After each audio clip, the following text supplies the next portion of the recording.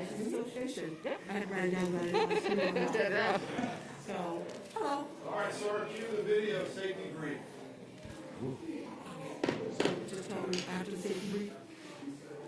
Good afternoon and welcome to the regular session of our board meeting. If I could have your attention, please, and ask that you look to our monitors for an important video on safety and security.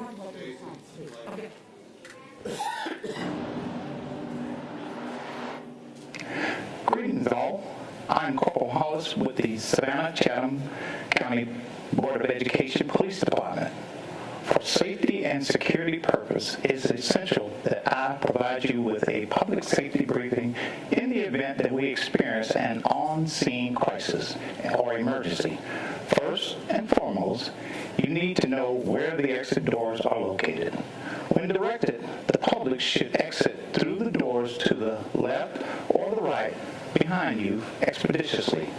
The exit for the cabinet member and board will be behind me through the small doors to the right that leads to the hallway where the bathrooms are located.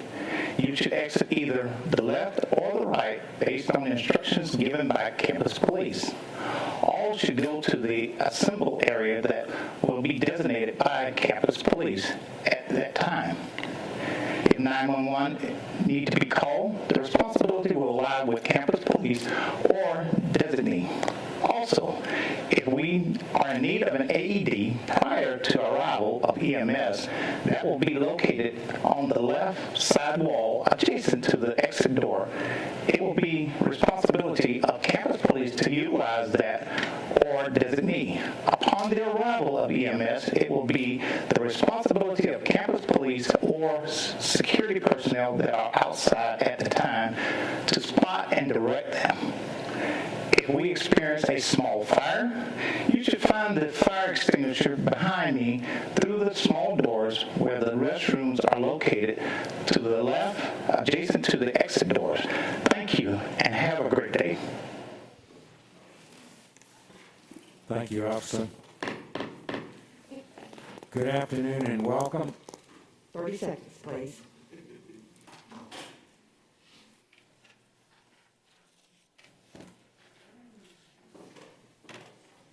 Good afternoon and welcome to the regular board meeting of Savannah-Chatham Board of Public Education. This is Wednesday, February 2nd, 2022. This meeting is regularly scheduled and it is being streamed in different formats for those who are unable to be with us today.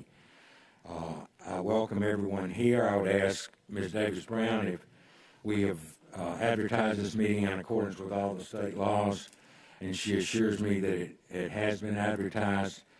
I would remind everyone that we ask that you keep your mask on except as you come forward to speak at the speaker, either the speaker's table or the speaker's podium. And I would also remind everyone that Ms. Hall, one of our board members, is here virtually today. Her doctor would not allow her out with us folks because she's been having some problems. And so she is here, but virtually, and will be voting in that manner. As we move forward with our opening, I would call on for our pledge. Have we got a student or you, sir? You going? Ms. Whitehead, are you going to announce all that for us? Thank you. Good afternoon. This afternoon for our opening exercises, singing the national anthem, we have Mr. Damon Banks, general music teacher at Brock Elementary School. This is Mr. Banks' first year in teaching, and he is spending it here in Savannah.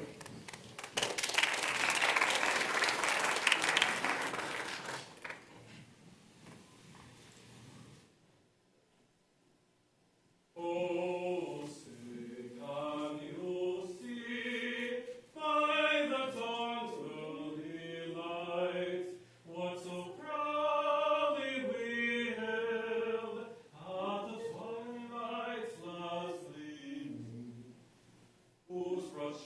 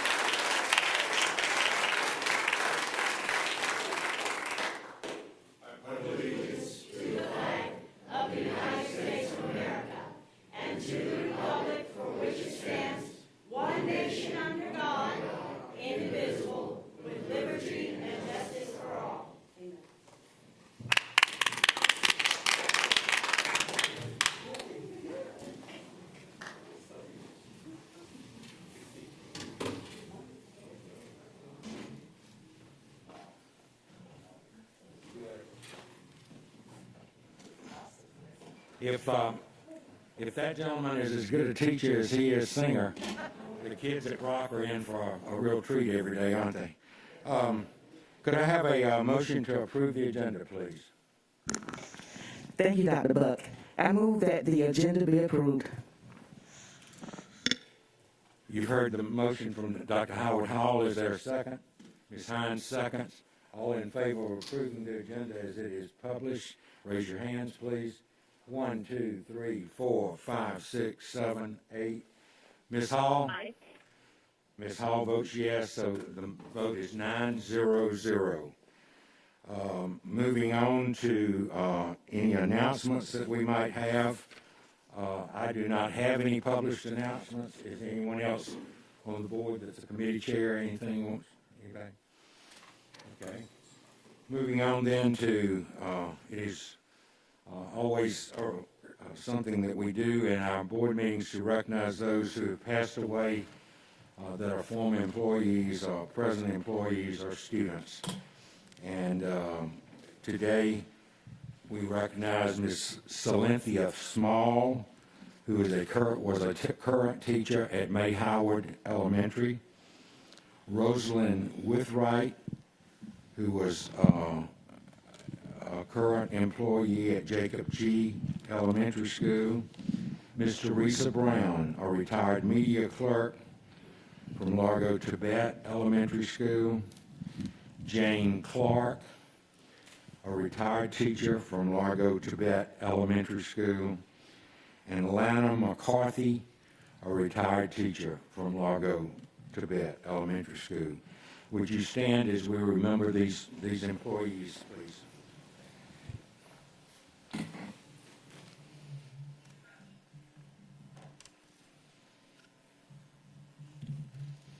Thank you.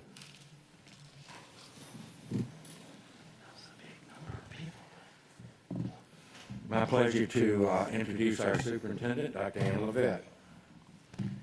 Thank you, President Buck. Officers and members of the board, it's my pleasure to provide the good news report. And we'll begin with our featured student of the month for January. Our featured student of the month is a second grader at White Bluff Elementary. He is described as an exemplary student and a leader at our school. The nominator said, "Our student of the month is the most loving child. He cares for everyone around him. He's always willing to help his classmates. He strives to make everyone happy. He greets every adult at the school with a hello and have a nice day. He's truly a great candidate for student of the month." Our student loves a challenge, said his nominator. He works diligently to complete all tasks at school, and he's performing well above grade level in all academics. He has maintained high honor roll for 2 consecutive quarters, and in his free time, our student visits the library, the media center, to check out books. He plays badminton and enjoys playing World of Cubes, a block building game. Our student of the month, who you will meet momentarily, will take home several gifts from our community partners, the Savannah Schools Federal Credit Union and Members First Credit Union. Additionally, he will receive a 1-topping small pizza certificate donated by Donato's Pizza. He will also receive a gift certificate for cupcakes from Jay's Sweet Creations, and his class will receive printed copies of his favorite book, made possible by E. Shaver Booksellers. He will also take home a portrait by Upscale Photography provided by Savannah Chatham County Public Schools. Our student of the month says that one day he wants to create art just like his mom. We are so proud to announce the Superintendent Student of the Month for January 2022. It is my pleasure to introduce you to Oren Ryan. Congratulations, Oren.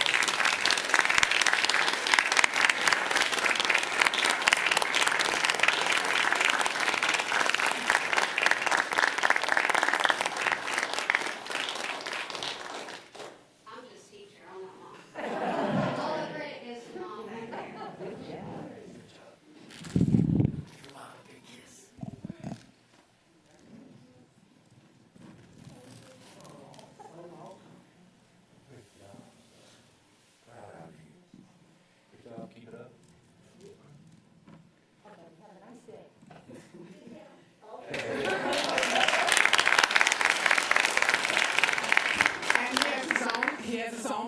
Grazie, of course, as you can see.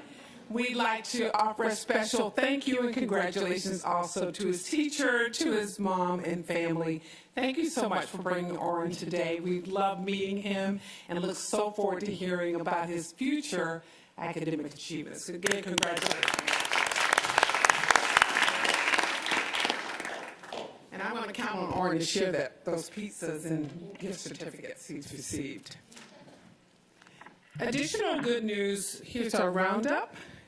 24 high school seniors from across the district were invited to attend the annual meeting of the Savannah Economic Development Authority. These young scholars were treated to a keynote address by Vernice Fly Girl Armour, America's first Black female combat pilot. Ms. Armour advised the attendees to make gutsy moves, to work their plans, and to be prepared to flex and adapt when the plan changes. The Tybee MLK Human Rights Organization announced the winners of its annual speech contest for Chatham County students. From over 100 entries, judges selected students from 6 of our schools as winners in the competition. Tayana Gant, Caitlin Lurie, and Tayana Hill from Hubert Middle School, Reagan Smikla from Godley Station, K-8, Fernanda Avila de Gondres and Michael Garcia from Groves High School, Chase Kessler and Alanis Hernandez from Windsor Forest High School, Jenny Garber and Kelsey Bruton from Savannah Arts Academy, Isabella Evans from Savannah Chatham E-Learning Academy. A virtual program featuring the students was posted on the Tybee MLK Facebook page on Saturday, January 15th, to commemorate Dr. King's 93rd birthday. We are so proud of them. This year we had a record number of entries, more than 100 entries were submitted. So I felt sorry for the judging team because they were all excellent entries.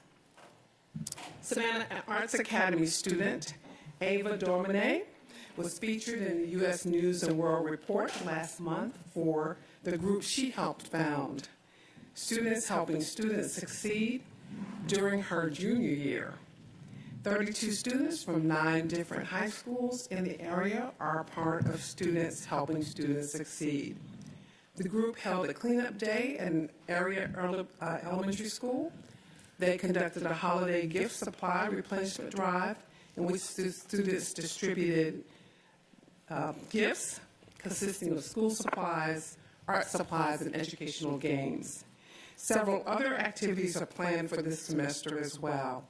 Hats off to Anna for her group making a positive difference. They were also featured in Savannah Morning News, and I wrote her a note. She wrote me back. And I shouldn't have been surprised based on just who she is. So congratulations to her. The District's Choice Program application period began January 22nd and closes on February the 4th. As you know, Savannah Chatham County Public Schools offers 26 programs throughout the district to provide our students with a diverse portfolio of educational options. Parents will receive lottery notices March 9th, 2022, after 4 p.m. that day, and we'll send out a reminder, of course, before then. After the tragic loss of a classmate last semester, Coastal Middle School students honored their friend by adopting his pet gecko and collecting money for a bench to be placed at Oatland Island. The school raised over $2,000 to build a bench at the Oatland Island Wildlife Center.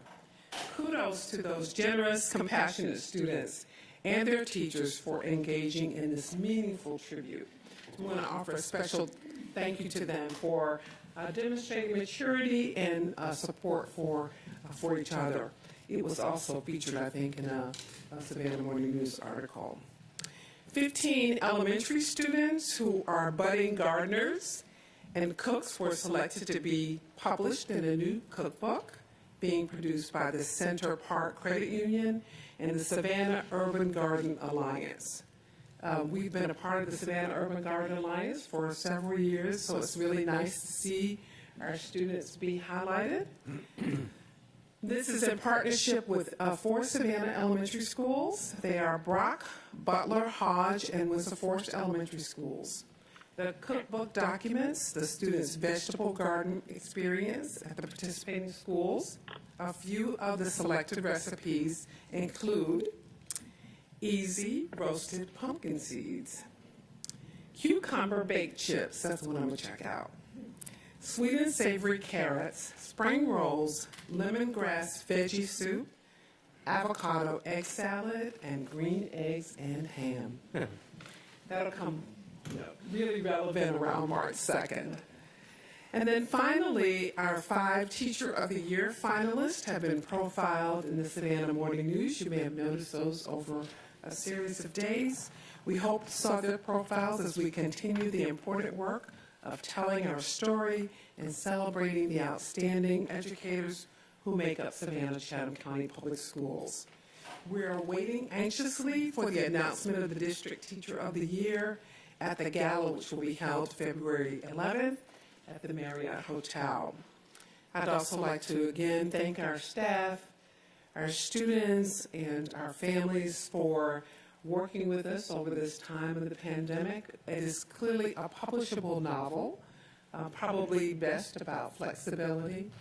We encourage any parents who have concerns to please reach out to our school principals who not always recognize, but certainly they are probably masters of trying to juggle it all. So I want to offer a special thank you to them as well. Today we are very fortunate to have Mrs. Dennis with us. She has been on the road and she's been speaking at a number of locations and talking about all the wonderful things that are happening across the state with our educators, lauding their adaptability and their flexibility, and then often plugging in a little bit about what's happening at Savannah Chatham County Public Schools as well. You have in your packet received an extensive report, almost every word of our last professional Senate meeting, so she's going to provide a brief summary for the record. Again, thank you, Mrs. Dennis, for your service and for being a great representative of the teachers and educators in Savannah, as well as the state of Georgia. Thank you. Thank you so much. It's great to be here and share with you guys the meetings, the minutes from the meeting for our latest Superintendent's Professional Senate. One of the highlights of our meeting, we had Dr. Stephen Thacker, the Pediatric Infectious Disease Specialist, Associate Chief Medical Officer from Memorial Health, speak with the Senate about the present state of the COVID-19 pandemic. He was very welcoming of questions, and the Senate was very much appreciative of the information that he shared with us. We also followed Dr. Thacker's presentation with a presentation by Mr. Jackson, our Chief Financial Officer, and Ms. Paige Cooley, the Budget Director. He was explaining to the Senate that we are at the beginning stages of the fiscal year 23 budget process. They shared with us information about how the budget works and informed us that the Senate would be receiving a survey for input on the budget. And then after the Senate does that survey, it would later be going out to the public and the wider community of educators. And then the last presentation that we had was from Ms. Ball Oliver regarding Summer Embrace. She shared with us kind of a summary of what happened in 21, talking with us about the strategy for providing continuous instruction, and then looking forward to Embrace 2022. She is seeking feedback again from Senate members and from educators in the community, so the Senate is in the process of gathering feedback for everyone so that we can prepare for Embrace 22. The Senate meeting ended with a nice question and answer also about contact tracing, spring break, and the matter of what happens with sick pay during quarantining. We very much appreciated Dr. Levette and her cabinet for being there and answering our questions that day. So thank you so much. That's our summary. Thank you very much, Ms. Dennis. How is your counterpart, your Mr. Nesbitt. Oh, Mr. Nesbitt, he is at home and healing, and Good. we're just keeping our Please fingers give him crossed for our continued regard. progress for him. Thank you, I will. Thank you, sir. That is my report. Thank you for the opportunity to serve. Thank you very much, ma'am.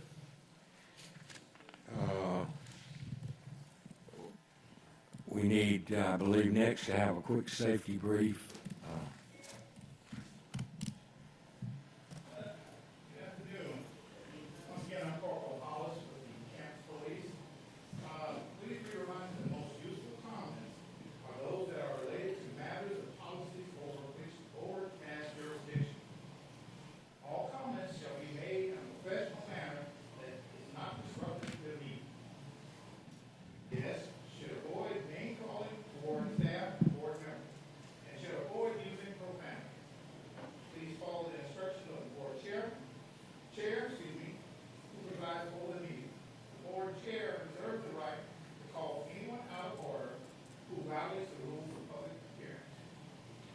We appreciate your interest and work in the work of our school system.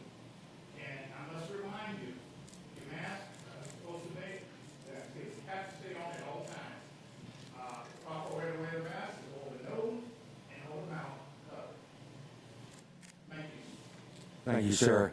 Only exception is obviously for you speakers, as you come up, if you wish to remove your mask, that's fine. Our first speaker today is Ms. Gay, Ms. Cheryl Gay.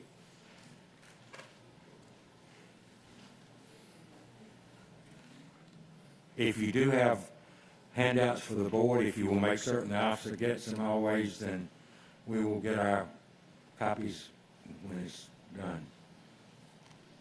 Welcome, Ms. Gay. Thank you. 1 second.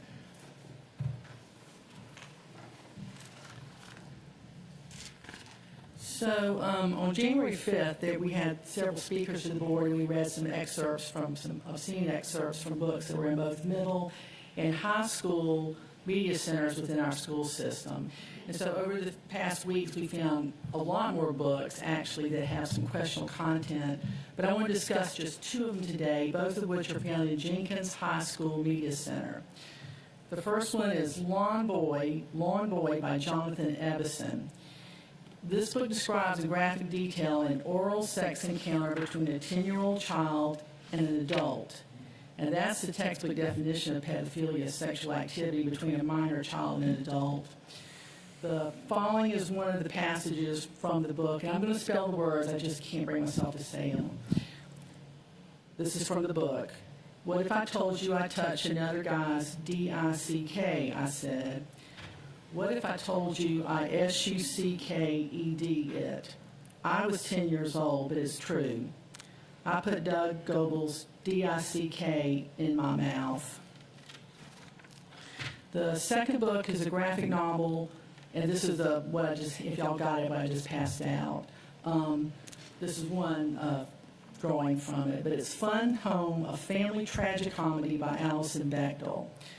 I'm going to try and paint a descriptive word picture because in case you didn't get it or for everybody else here. First of all, this artist is very talented. The drawings have almost a photographic quality. The first drawing shows the female completely naked, lying on her back with her legs spread apart, with another naked person lying between her legs. The next photo depicts the torso of a naked woman. A second person has their face in the crotch of the naked woman. I think by any objective or subjective standard, this is pornography and not suitable for minor children. I mean, if a book is legally pornography outside the confines of the school, any reasonable person would think it's pornography inside the media center. There's nothing magic about the walls. If any of y'all shared this book with a minor child in your family or neighborhood, you would probably be in violation of state and federal obscenity laws.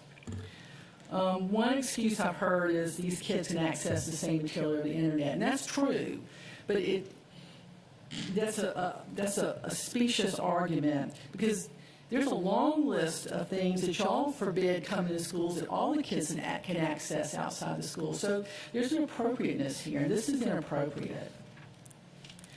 Another thing we've been accused of censorship, but y'all regularly censor students' speech when they're in the classroom or common spaces. So, I mean, there's a time and place for this, and the school with minor children is not the place, especially for this book. I don't know if y'all got the picture. So when parents send their kids to the school, well, that's what I always told my children: listen to your teacher, do what your teacher tells you to do. So you've been entrusted with the children, and you have enormous power over these children while they're inside the school. So it is, quite frankly, an abuse of that trust when you expose minor children to material like I just sent around. If y'all get to see it, let me know. I'll make sure you get a copy. That's all. Thank you for listening. Thank you very much, Ms. Gay. Next, Ms. Lane Moneymaker, who will be speaking about masks. Just a second, Ms. Lane Moneymaker. Let her clean that for us, please. Thank you.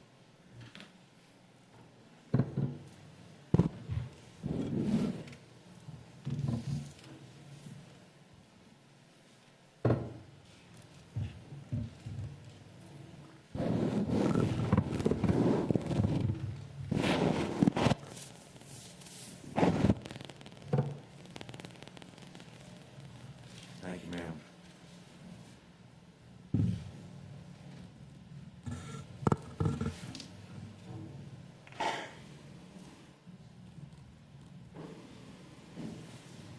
This is a mask you gave me when I came in. You can see the water and the sanitizing come right through. Members of the Savannah-Chatham County Public School System Board and Superintendent Ann Levitt, my name is Sarah Lane Moneymaker. I'm a mother, a grandmother. I attended Savannah High, class of '83. I had 3 younger brothers that attended the system as well. One graduated Savannah High, a second one attended Savannah High, and my oldest daughter attended the Savannah-Chatham County School System in kindergarten. I'm a property owner, a taxpayer, a registered voter in Savannah and Chatham County. I share these facts with you so you will understand I'm not going away. I put this information up so that parents and the viewing public can access a website that has information available. I've watched as Superintendent Ann Levitt has been the tail that wags the dog of the elected school board members, as both the majority of the school board, not all of you, but the majority, and Ms. Levitt continues to ignore the parents and children and have set themselves up as God, judge, jury, and executioner through Superintendent Levitt's hateful, hurtful, child-abusing, and illegal mask mandate. COVID-19 is a 97% survivable virus with many natural and medical treatments. I personally have survived COVID from November of 2021.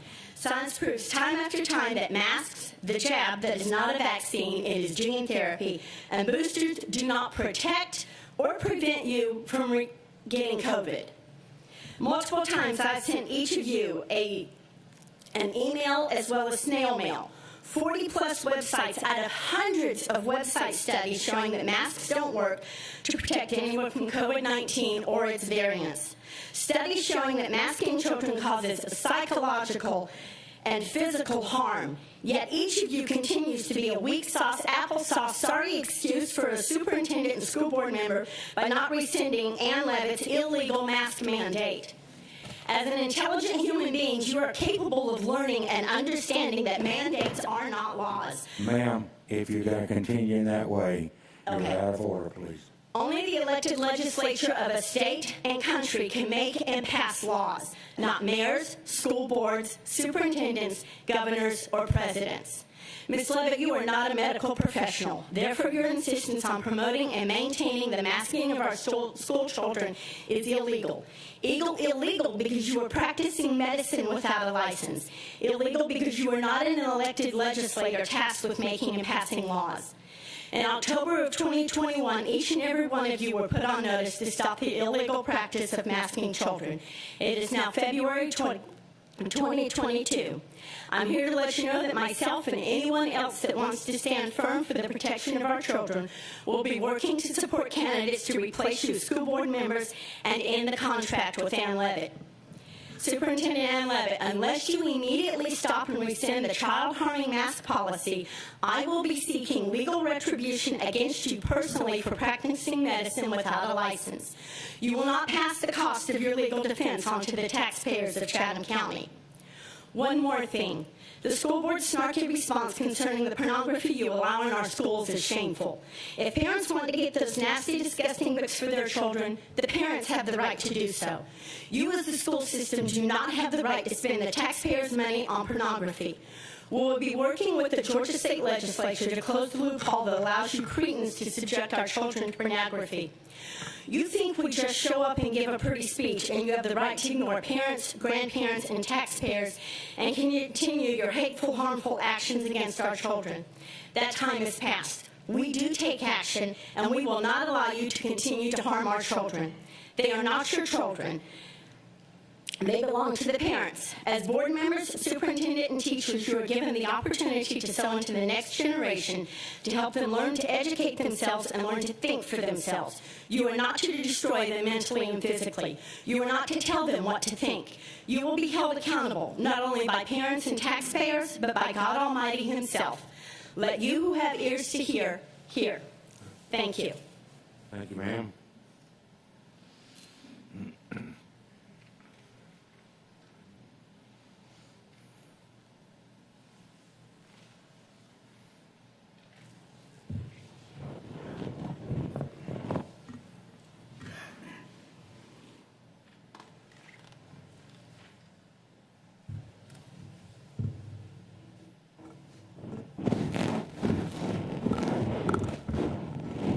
Thank you, Ms. Leonard. Ms. Beth Mazzaroni.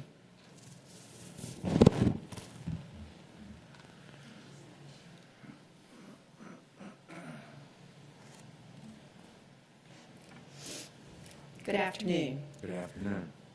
On November 11th, 2020, Savannah-Chatham County Schools posted an article with the title, 2020 Savannah-Chatham County Schools Graduation Rate Sets New Record. Once again, surpasses state and national rates. Do you know the easiest way to increase graduation rates? You lower standards, so few seniors fail. Is that what is happening in Savannah-Chatham schools? For the answer, consider this excerpt as contrast to the graduation rate spin. It is from www.publicschoolreview.com, exposing the current reality for Savannah-Chatham schools for 2021-22. Chatham County Public Elementary Schools have an average math proficiency of 32% versus the Georgia Public School average of 45%, and a reading proficiency score of 30% versus the 44% statewide average. Elementary schools in Chatham have an average ranking of 3 out of 10, with 10 being the best. This is in the bottom 50% of the Georgia public elementary schools. For further contrast, the state of Georgia is only ranked 30th in public primary education nationally. If students don't leave elementary school with reading and math proficiency, there is no other option but to pass them along by lowering standards for graduation, if graduation rate is your identified benchmark of success. They leave Savannah-Chatham schools with a diploma, but many aren't workforce ready with a vocation or the skills necessary to succeed on the college path. When Savannah-Chatham schools applied for its American Rescue Plan funds, its top priority was recorded as reducing class size. Yes, according to the Finance Budgeting Department, through an open records request, only 4 above allotment positions, meaning over the predetermined student-teacher ratio, were approved for the entire school year 2021-22. So much for reducing class size. According to the requirements for applying for the funds, the school system shall reserve not less than 20% of such funds to address learning loss through the implementation of evidence-based interventions. Savannah-Chatham schools allocated only a mere 22% to learning loss in their application, only 2% over the minimum requirement. According to Secretary of Education Cordona, in a letter sent out to national colleagues December 16th of 2021, quote, Let us be clear. American Rescue Plan provides vital resources to hire additional educators and school staff and to improve compensation to recruit and retain educators and school staff, unquote. Savannah Chatham Schools did the opposite and instead promoted principals out of the school into interim senior officer administrative positions to the tune of an average of a $65,000 raise each for an average total compensation of $198,000 a year.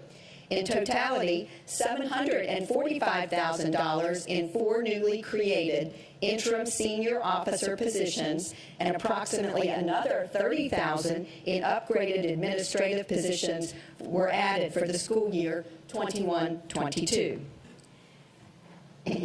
When you ask frontline teachers about the administrative support positions created, they grieve that good principals were pulled out of the schools and now just create more administrative paperwork for teachers who are already going under for the 3rd time in the drowning process. In addition to the American Rescue Plan funds, Savannah Chatham Schools received $49 million in CARES Act 1 and 2 funds for the fiscal year 22 budget. By way of comparison, in 2012, the net instructional expenditure per student was $7,224, and 10 years later, with the additional influx of millions of dollars of CARES and ARP funds, the net instructional expenditure per student is only $3,440 more, at $10,664 per student. After the devastating learning loss that has occurred for our students over the last 2 years, this is all the instructional increase Savannah Chatham Schools can afford per student.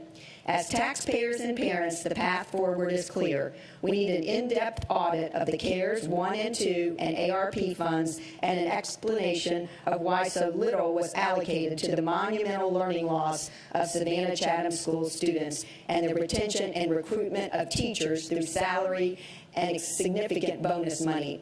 I ask the school board to exercise its jobs of supervision of the superintendent and the budget to accomplish this and enable a different path forward. Thank you very much. Thank you, ma'am.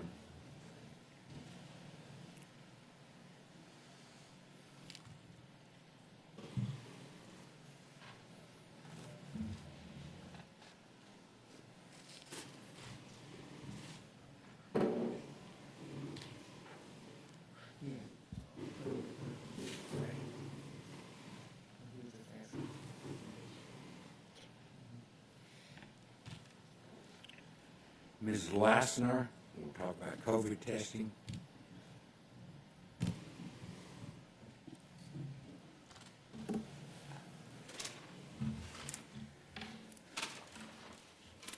Good afternoon. Afternoon, ma'am. You may recognize me. I have been before you over the past few months. And as I mentioned at that time, I do have quite a bit of experience sitting on school boards, both private and public, during my 20-year tenure.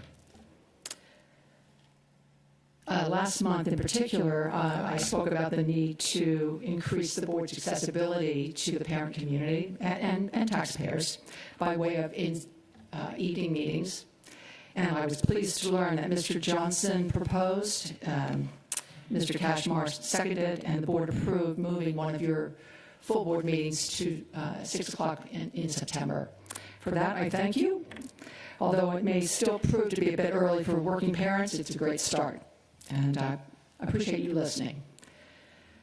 I do continue to suggest that the board consider locating several of its meetings next year, alternating in our various high school auditoriums, perhaps every other month, and you can rotate so that different parent groups have an opportunity to see you, hear you, and share with you their concerns. I believe this action would send a very strong message that this board prioritizes community involvement. While we're on the topic of communicating with parents during the evening meetings, someone approached me and asked me to speak on their behalf today because they are unable to attend, given it's a midday meeting. The author of the remarks that I'm going to share with you is a board-certified medical professional with a daughter in Savannah Arts High School, Savannah Arts. I'm going to just read for the record 2 paragraphs from a letter that was sent to the parents and guardians of the Savannah Arts Academy tennis team.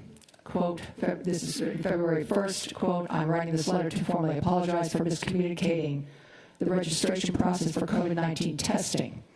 Under my leadership, student athletes were given a link to register for testing without the consent of their parent or guardian. I am aware that my act was in opposition to COVID-19 testing strategies adopted by the Savannah-Chatham County Public School System through our collaboration with COVID Testing Appointments, LLC. Any specimens that were inadvertently collected from the tennis team during the week of 24 January have been destroyed. In addition, any information from student registrations for the tennis team have been deleted. With that as background, I'm going to just share with you a few of the comments that the parent asked me to make you aware, and I appreciate your consideration of these things. And again, I mentioned that this individual is a board-certified medical professional, so she knows what she's talking about. The consent registration system used by COVID Testing Appointments LLC is an electronic link that is supposed to be sent out to families. The testing company does not look to see whose signature is on the consent, only that the student's name is in their system, presumably because the parent has registered the child and given their consent for testing and release of test results for the minor. Secondly, who knows how many students under the age of 18 have been told by coaches, teachers, to complete such an online registration so that they can get tested immediately. She goes on to say it is not really the fault of the coaches and teachers that they may not have been educated or informed on the consent for minors procedures, insurance fraud, HIPAA, and the like. For the kids to complete the registration, they must simply enter their insurance information. They have been apparently instructed to simply check the no insurance option so registration may be quickly completed. This is possibly insurance fraud, if in fact the child is covered by third-party health insurance. Third point, minors who are signing their own consent. Because every subsequent time they go for testing, the testing company checks to see if they are registered in the system. And if so, they may proceed with the COVID testing. Every time the child is tested, it is possibly a violation of informed consent for minors. Every time a child is therefore tested, it could be charged as battery, should a good attorney take up such a cause. Every time a minor's test results are released to the school district, it is a possible violation of HIPAA laws because the parent or guardian has not signed and actually given their consent.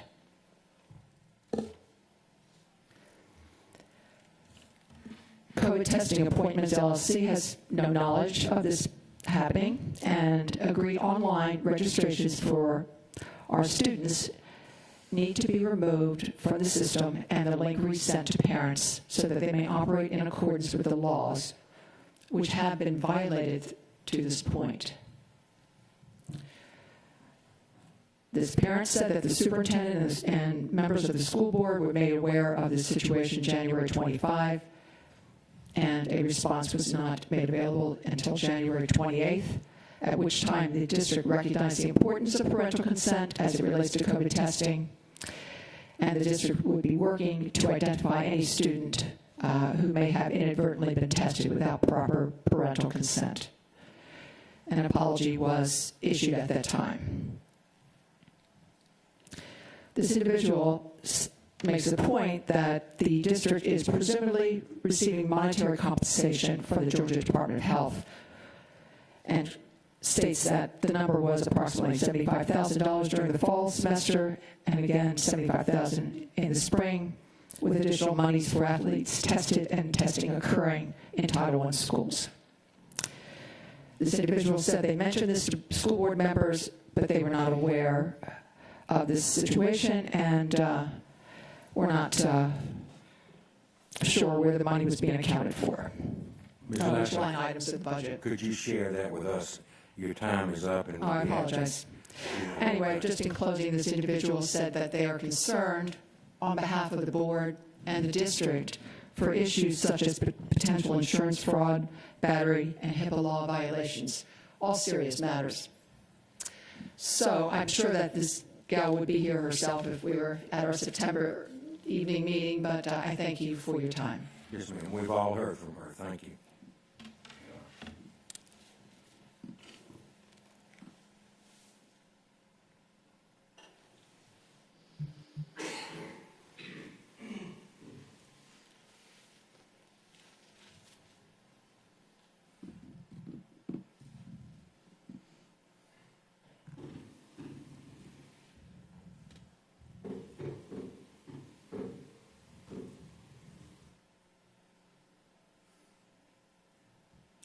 Next speaker is Mr. Paget, Mr. Keith Paget.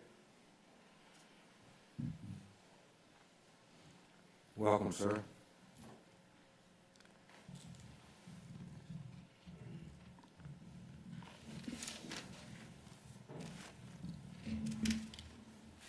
Good afternoon. Afternoon, sir. My name is Keith Paget. I'm a lifetime resident of Savannah, currently live in District 6. I was educated in the district attending Windsor Forest High School, and I attained an advanced degree at Savannah Technical College. I currently run a local painting company following my employment with major firms such as JCB, Boeing, Gulfstream, and half a dozen years as a department head at Savannah Technical College. Thank you for the opportunity to ask a few specific questions about the district's current vocational educational program. First question. How are students involved in career, technical, and agricultural education remediated, given a large percentage of their time is in in-person training? Is there a plan to provide additional resources for time to make up lost hours? And I understand you guys can't answer questions now, so I just propose my questions. Just make sure we get a copy of those questions, sir, so that we can answer them for you. No problem. Question number 2. Is there currently a board or administrative committee charged with addressing unique challenges faced by vocational students during COVID? As you would appreciate, students cannot, do their, practice on their craft on an iPad. Third question.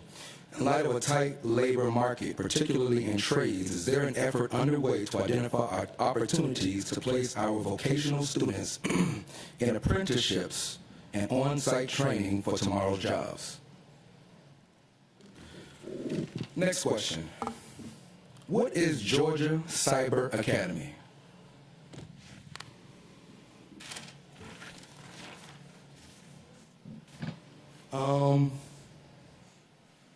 Mr. David Brinkman, somewhere up here, do you still stand beside your statement about the 15 books that were in question that you would read to your family members, children?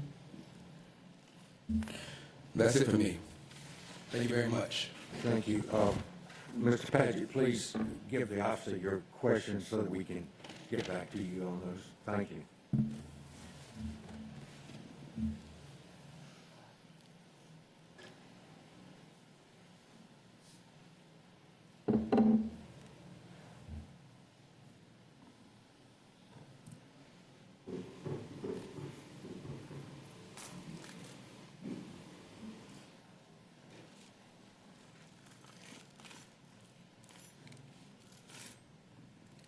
Next speaker is,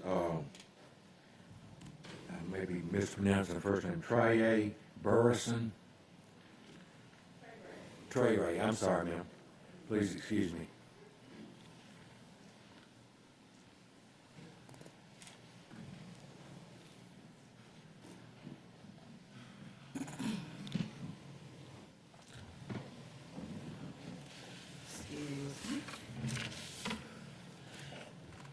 Good afternoon. My name is Trey Burrison. I am a small business owner and currently living in District 5. My mother was an educator within this school system for over 30 years. I attended public schools and worked in the Savannah district as a special education paraprofessional for nearly 5 years. I am very concerned about the quality of educational programming in our schools district and seek to identify how we as a community can support our dedicated and highly competent teaching staff. Thank you for the opportunity to ask a few questions today. I was reviewing the presentation made by the district's Division of Finance dated April 14, 2021, entitled, "How is our district spending its COVID dollars?" On the slide, funding priorities due to the pandemic, one of the 3 top investment priorities for elementary and secondary school emergency relief funds in school year 2020 to 2021 and 21 to 2022 is addressing learning loss and providing summer school, before, after school, etc. Later in the handout, Academic Affairs of the ESSER 2 budget breaks down the $15 million of spending into programs such as Operation Ignite, $8.9 million, Rigorous Summer Learning, $3.5 million, iReady and Storia, each $1 million. My question for the board is, how does last month's approval of $5,450,868 in bonuses paid from ESSER 2 funds impact the Academic Affairs budget? Are we to assume the net spend on the above-mentioned critical post-COVID remediation programs is a mere $9.6 million to address the needs of over 36,000 students during the two school years? How will this minute sum of funds will repair the mental, physical, spiritual damage our children endure prior, during, and after the pandemic? And my last question is, how will I receive your answers to these questions in a timely manner? Perhaps, as Ms. Lassner suggested in her remarks during January meeting, questions from the community along with the board and administration reply could be posted on the SEC-PSS website for the public to see. Thank you for your time. Thank you, ma'am.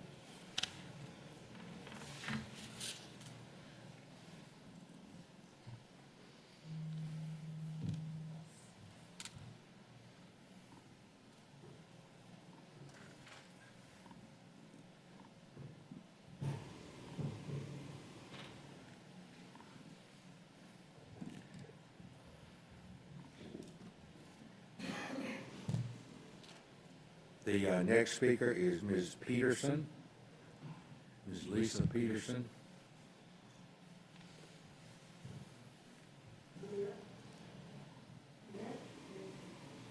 Hello.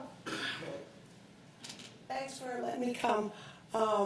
Last month we learned that Dr. Ann Levitt is one of 20 superintendents around the country to be selected as a superintendent to watch. Congratulations. This is by the National School Public Relations Association. With this honor, may you be a leader to all schools by removing inappropriate books in schools. Citizens of the country are watching. Thank you. Ciao, ciao. And Thank you. Flowers. Thank Happy New Year. Thank you, ma'am. That is our last speaker listed for today. Moving on to Board of Education matters. I'd ask Mr. Hediger to walk us through that, please. Thank you, Mr. Board President and members of the board, Superintendent. The first item on the agenda today for board matters is the policy review under policy FDC. This is a first reader. This is under a 4-year review. You'll note that this is something that we've had some discussions in the past about, and a need to really provide some better clarifications and guidelines in our process for naming the facility. Some of the key updates include that the superintendent would initiate the process by appointment of the committee. We've clarified the makeup of the committee, and including specifically the deputy superintendent of operations or a designee, also guidance on timeline of naming, and also ensuring impacts of signage when there's a name change are dependent on funding and structural considerations. Board members, you've heard this. This is a first reading. That means we suggest changes and then come back for the second reading and the vote next month.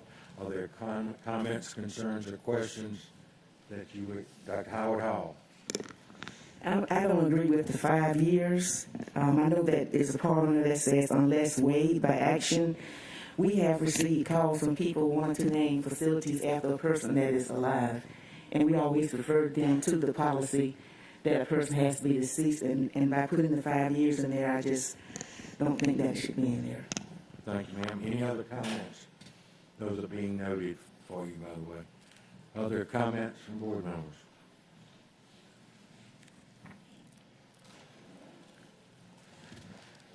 Remember, first reading, moving on to second reading. Moving on to item 7.02 on your agenda. Again, this is a 4-year review of policy KB. This policy was reviewed to determine that we really needed to update the language to bring more in line with 21st century actions of how we engage and share communications on multiple channels. You'll also note that this particular policy had some long outdated language on the regulation, on the administrative regulation side. This language has been deleted because it was in reference to an old public information system when the district first initiated a parent notification system, and the language that was contained in there is better suited as an administrative guidance document. This is also a first reading. Any input from board members?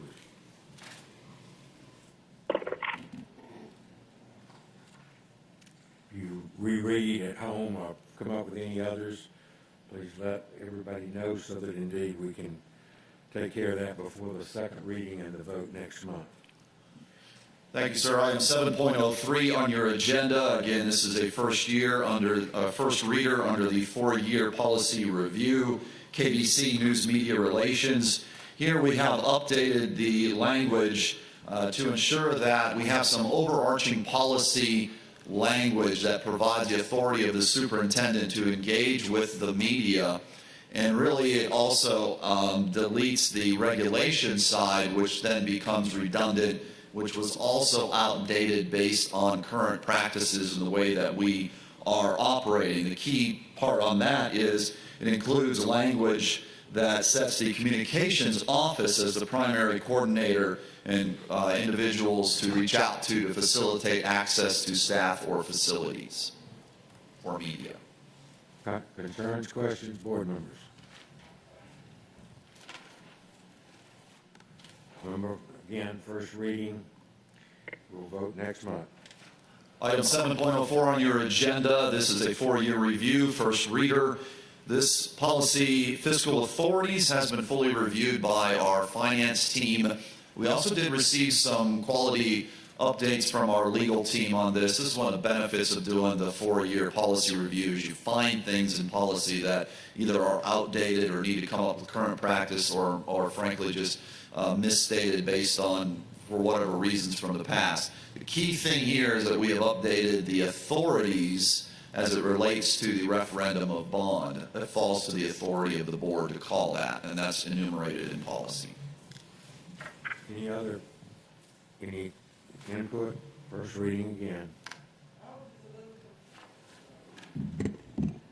Sorry. I was just a little concerned about if we decide to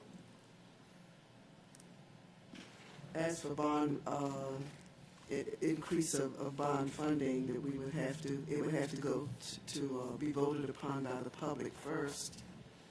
So this is normally what we do. Well, the policy language clarifies that the board has the authority to call that referendum. It does not change the need for the public to actually vote. Okay, okay, all right. Thank you. Any other comment? Once again, we'll vote next month. Naming of Woodville Gymnasium. Have District 8 Representative Dr. Tanya Howard Hall to read into record the first read of the selected names. Thank you. In accordance with policy FDC and administrative regulation FDRR, naming facilities, a team has been appointed by the superintendent to provide a recommendation for the naming of the Woodville Tompkins Gymnasium. The proposed names will be read into record today during this board meeting, February 2nd, 2022. The name of the gymnasium is now presented for board review in accordance with board policy that states, before adopting a name for a facility, the name shall be presented to the board at one meeting and voted by the board at the next meeting. The proposed names include Joe Turner, Paul Russell, Alexandra Von Speed, and James Hall. The committee unanimously voted to name the gymnasium after Joe Turner. However, board action will be included for the official vote on the gymnasium's name during the March 2nd, 2022 board meeting. Thank you. I would ask for any comment right now, but you don't really need. We will be voting at the next month. This was the posting of the first read. Thank you, Dr. Howard Hall.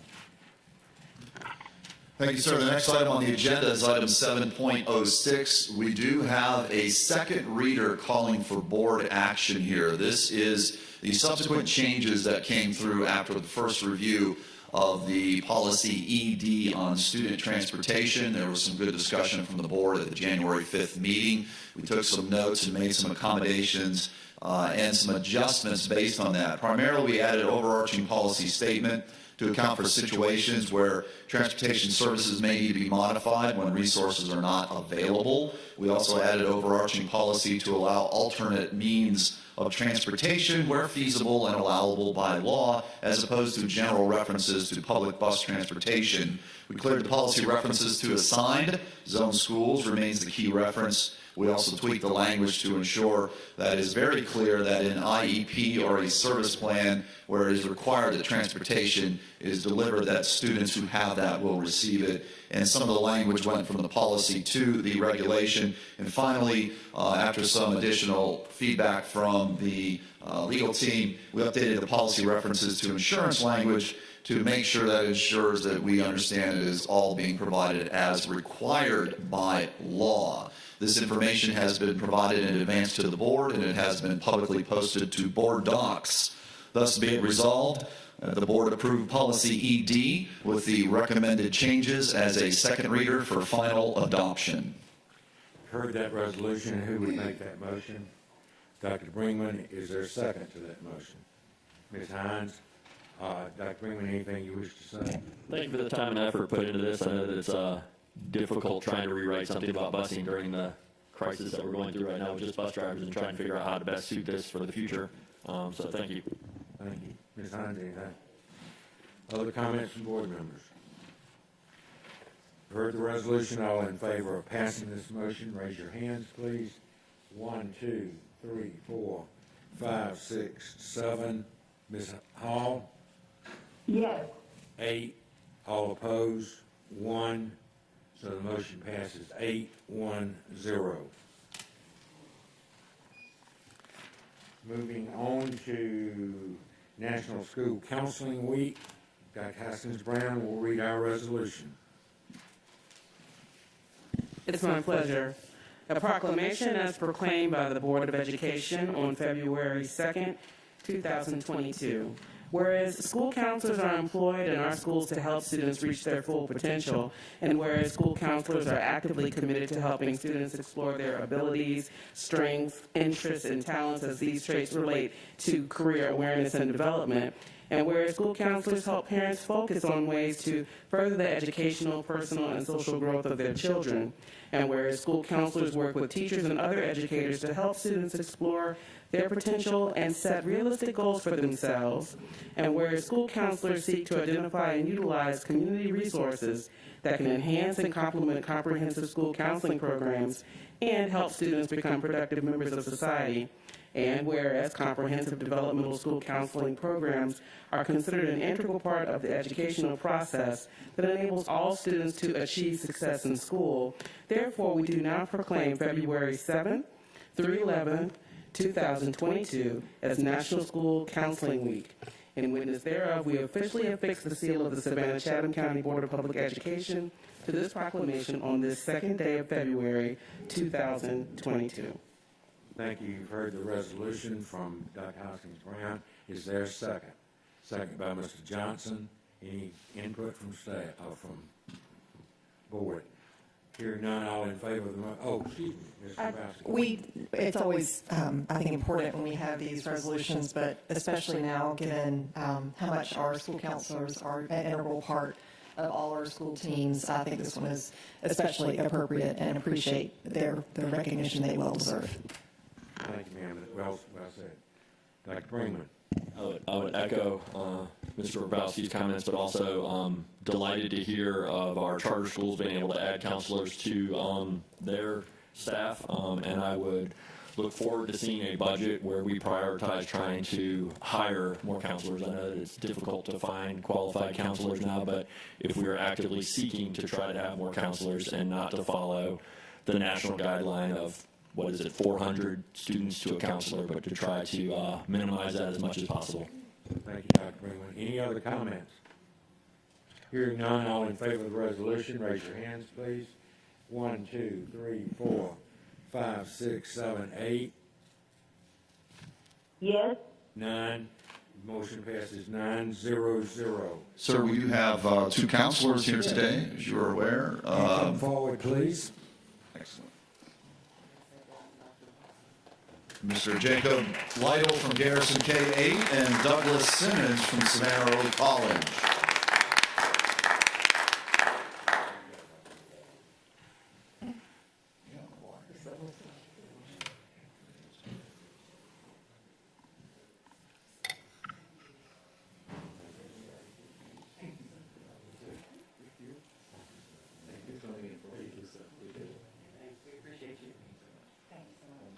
I'd also like to recognize the District Director of School Counseling is in the audience today, Ms. Kimberly McGuire.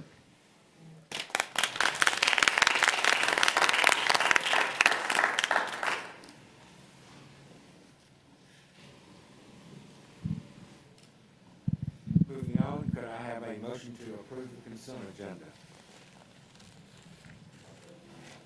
Hines moves, second by Dr. Howard Hall. All in favor of the motion to approve the consent agenda, raise your hands, please.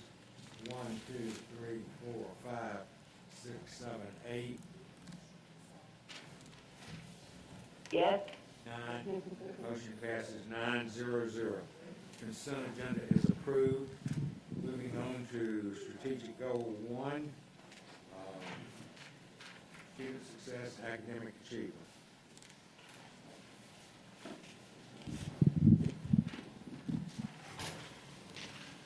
We do have Dr. Chatton here today, who's going to give the quarterly progress update for the podium for the Susie King Taylor Community School, followed by the annual report as well from the Susie King Taylor Community School. We missed you this morning, Ms. Chatton, but we're glad to have you this afternoon.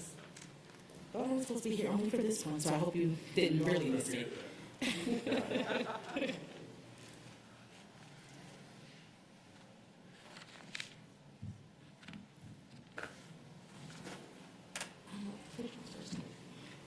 Doesn't matter which one goes first. Doesn't matter which one goes first. Good afternoon, everyone. I'm glad to be here in front of you. I just want to take this opportunity to thank you all for your service. I know it's been a harrowing 2-3 years. We've all been put to the fire. This work is not easy. So thank you for what you do, because I know what it's like to be on the front line.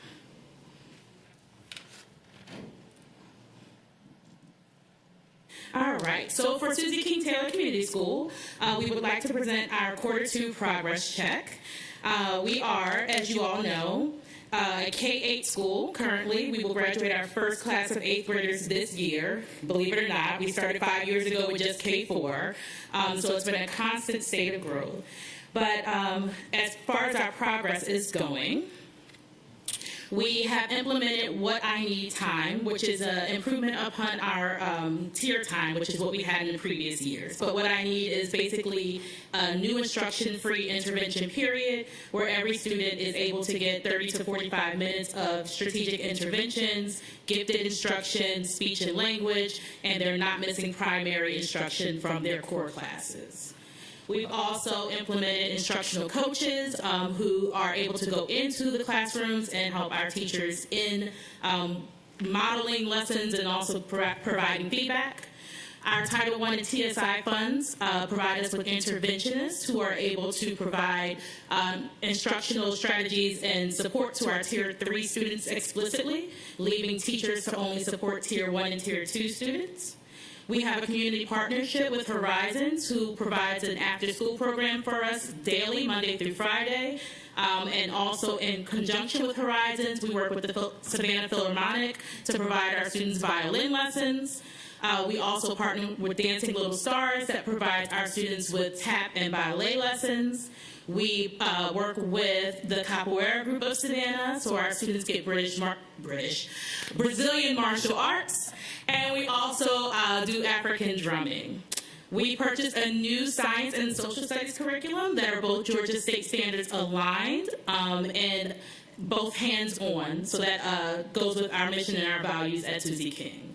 And my most favorite pride and joy of the year is Camp Una. And for those of you who are familiar with the Gullah Geechee language, Una means us or we.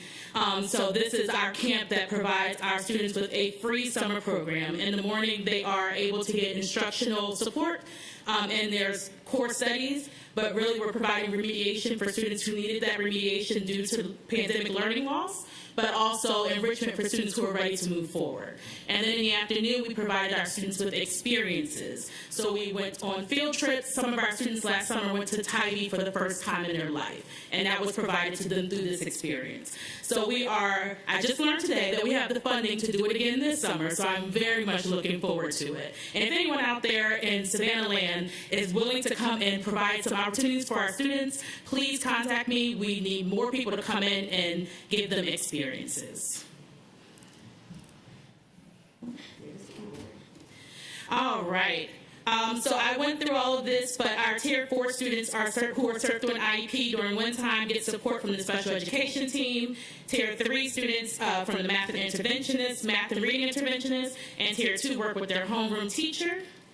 And also our Tier 1 is a specialized academy for gifted education. We have an awesome gifted teacher, Ms. Baker, who is moving mountains with our students, and I'm so excited by their progress and what they're able to accomplish.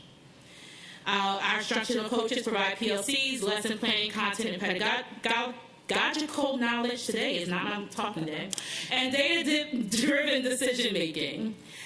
We have hired all of these wonderful people, as I spoke of before. We always need more paraprofessional support. I'm sure you do it in the district as well. But, if there's anyone out there who's looking, so are we.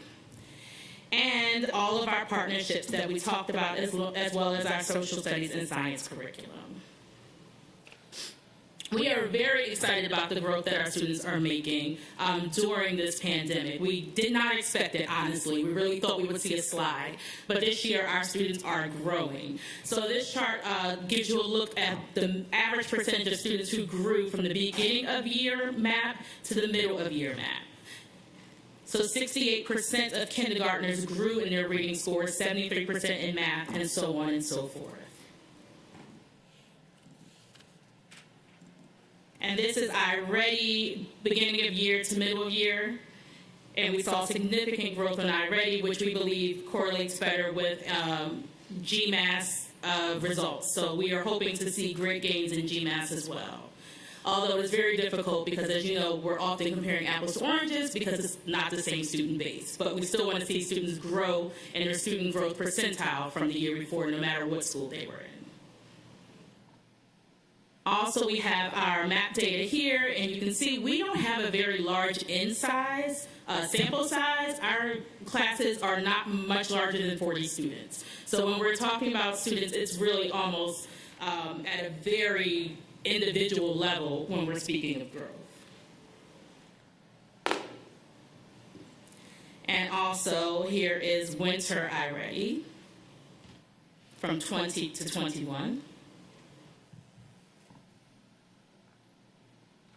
And then our middle school students. This is the first year we've had a full middle school with 3 grade levels. Our middle school students are making growth as well. Anecdotally, approximately 40% of our students in middle school just started with us this year or last year during the pandemic. So they were not students who have grown with us since kindergarten. And here's their MAP data and iReady data.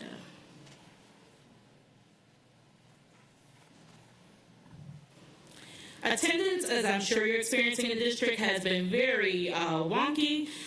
We have people who are out for COVID. We have people who are out due to exposure. We have people who are out just because it's just really become that people are getting used to not coming to school. So we are still working on getting people in the building, and we are sticking with our attendance policy of 10 consecutive days of absences leads to an automatic withdrawal because we need children in school in order to teach them. Teaks and leaks are current. All of our mid-year conferences happened.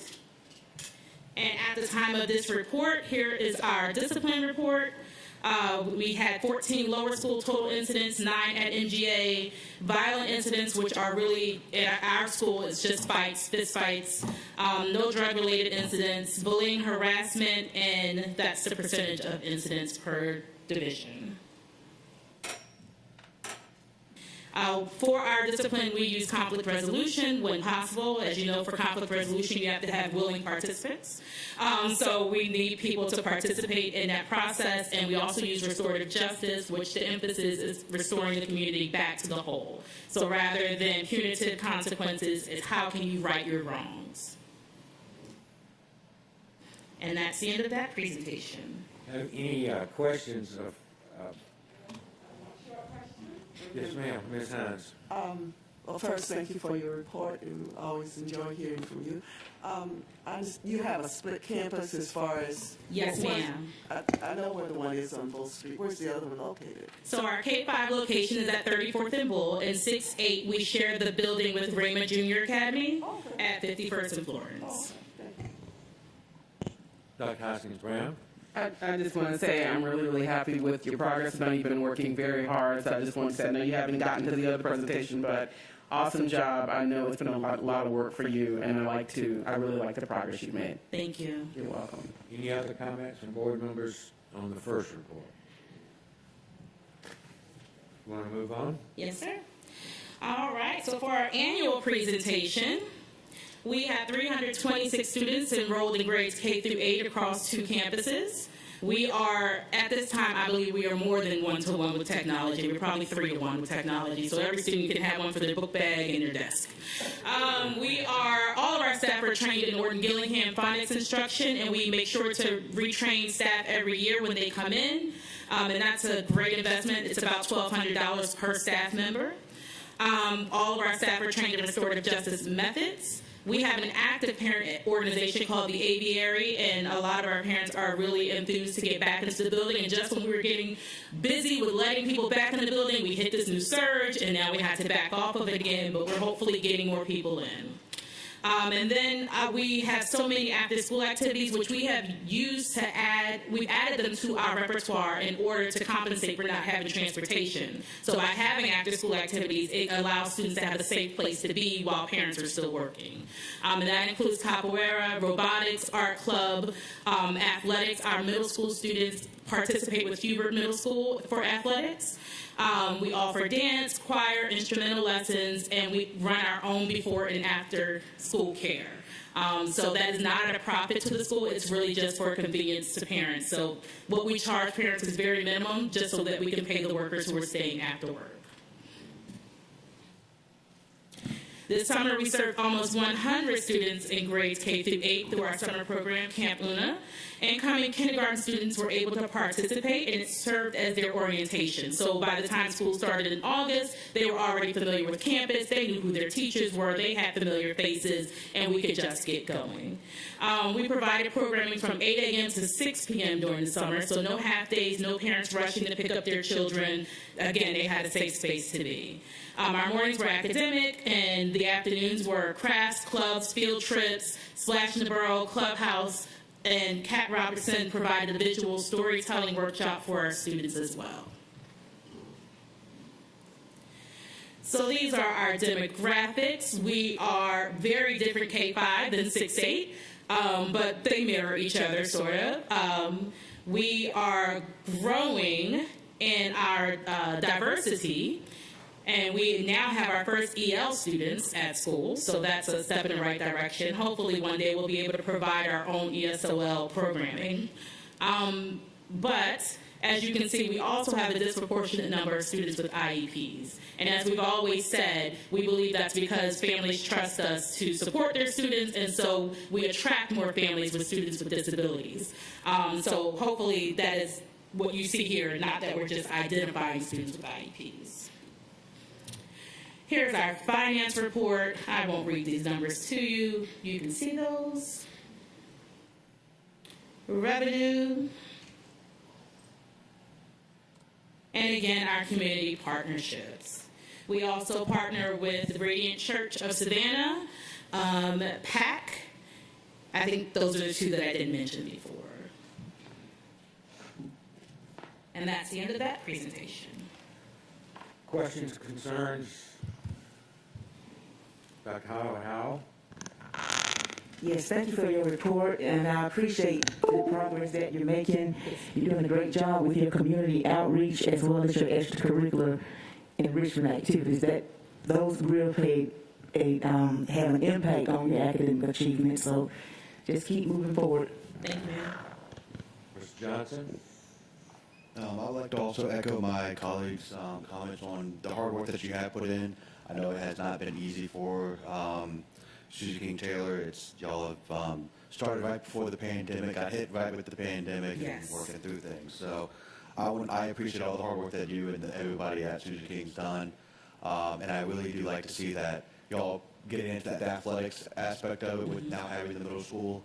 I think that's a great building block for all young students, because it builds the whole child with athletics, building not just the mind but also the body. So I appreciate the efforts. Thank you. And we're really appreciative to the district for allowing our students to partner with the district middle schools, as we would not be able to have our own sports program, but our students still want to be able to participate, and it's been a wonderful partnership with Hubert. Great. Ms. Catchmark and Ms. Grabowski. Yeah, I too echo congratulations on the progress, particularly with virtual learning and all of that. My question is board stability and forward progress. I think that was a point of emphasis. Where are things? Are you? Is there some stability there now? Are we implementing the required trainings, et cetera? Yeah, so the trainings are happening. I think what happened in the reporting of the hours is that we had board members who had served their term, their 3-year term, and they rolled off, and they were not replaced. And so their rolling off happened in the middle of an annual reporting year, which means they couldn't complete those hours because they ended their term. So right now we are looking to replace board members. If you know of anyone, please send them our way. But we have about 4 spots that we're looking to fill. That was actually along the lines of my question. Well, first, I wanted to especially compliment your summer camp program. That just sounds amazing, and kudos to you for providing that to your community. But it was along the lines of board governance, and I guess the follow-up question would be, obviously you're looking to replace your board members. Are you also looking at the way in which your bylaws are structured so that you don't have that happen again in 3 years when you have your board turnover? Yes, and I think we really just hit an unfortunate patch in the startup of the school, and having a 3-year term and all of the board members just starting, which means everyone will roll off at the same time. So now we will have a staggered leaving. Any other comments or questions? Ms. Hines? Will you please keep us informed that when your first little class graduate this year? I would love to. Absolutely. We'd love to have you all there. Any other? Thank you, Dr. James. Thank you all. Have a great afternoon. Keep up the good work you're doing. Thank Come you. a long way. Moving on to 9.03, the way forward. Mr. Feliciano.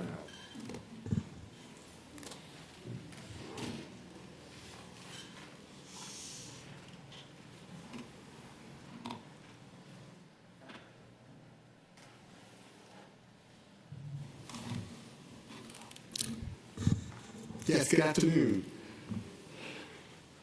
In this presentation, I'll be covering a summary of the work done on the strategic plan and on the DAS REMI.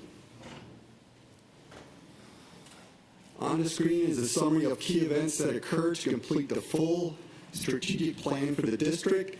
As a reminder to our community members, the original strategic planning process started in the fall of 2019 and was tabled in school year 2020 in order to address the immediate concerns of teaching and operating through the COVID-19 pandemic.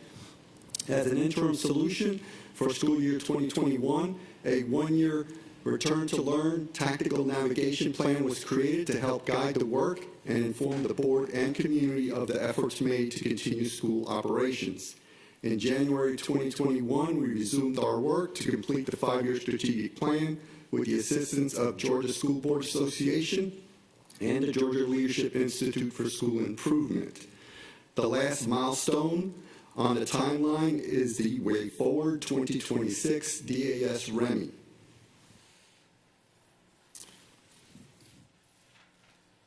The strategic planning process consisted of 4 phases, which included several facilitated planning workshops with the superintendent's cabinet, school board, staff, and community focus groups. In addition, a district-wide survey was conducted in English and Spanish during the month of April.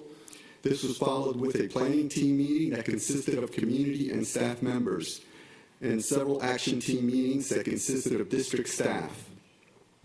In the final implementation phase, there are 3 key deliverables for the strategic plan.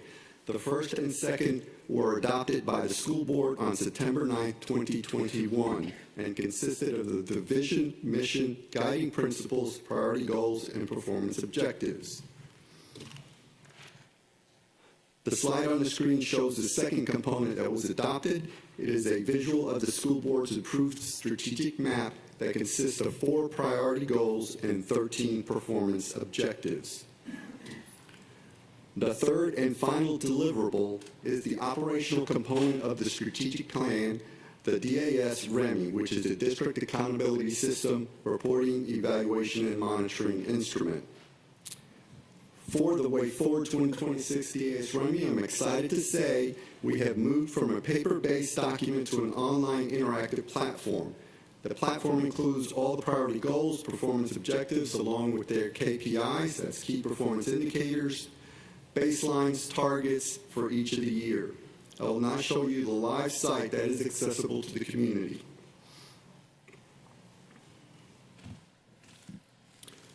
On the public's website, if you scroll down all the way to the bottom,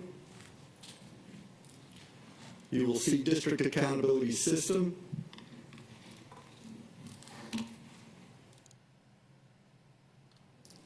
If you click on that link, it'll take you to our district accountability page. There are 2 links on the right-hand side.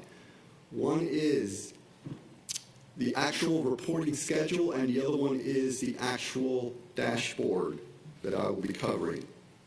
On the reporting schedule, it follows a similar format as our previous DAS REMI document. On the left side, you see the 4 priority goals that are listed, followed by the KPI measures, and then the calendar months across the top.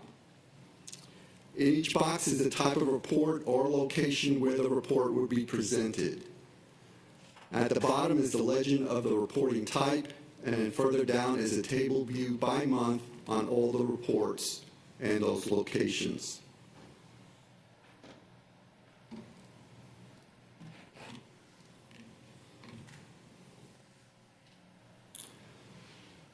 The next is the balanced scorecard, which is the top icon.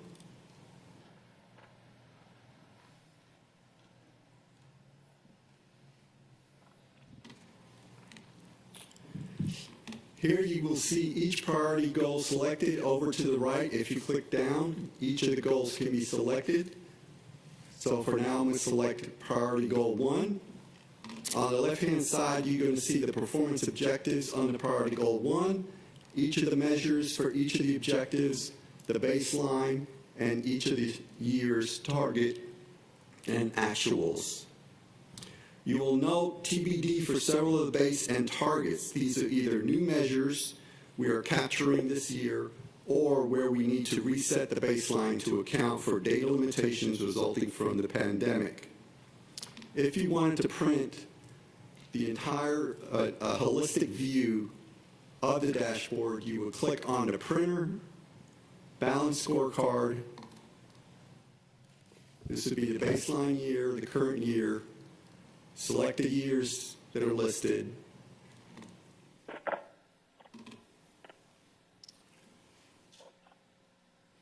It'll generate the report, and it'll provide it to you in a PDF format. And I'm going to blow it up here so you can have a better view.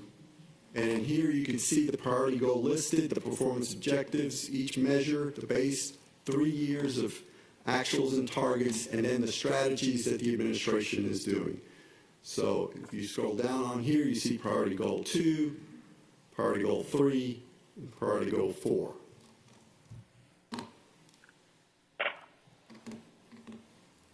Now concerning reports, if you want to see the actual reports or presentations or all 5-year measures, you can go to the performance objectives. These are hyperlinks.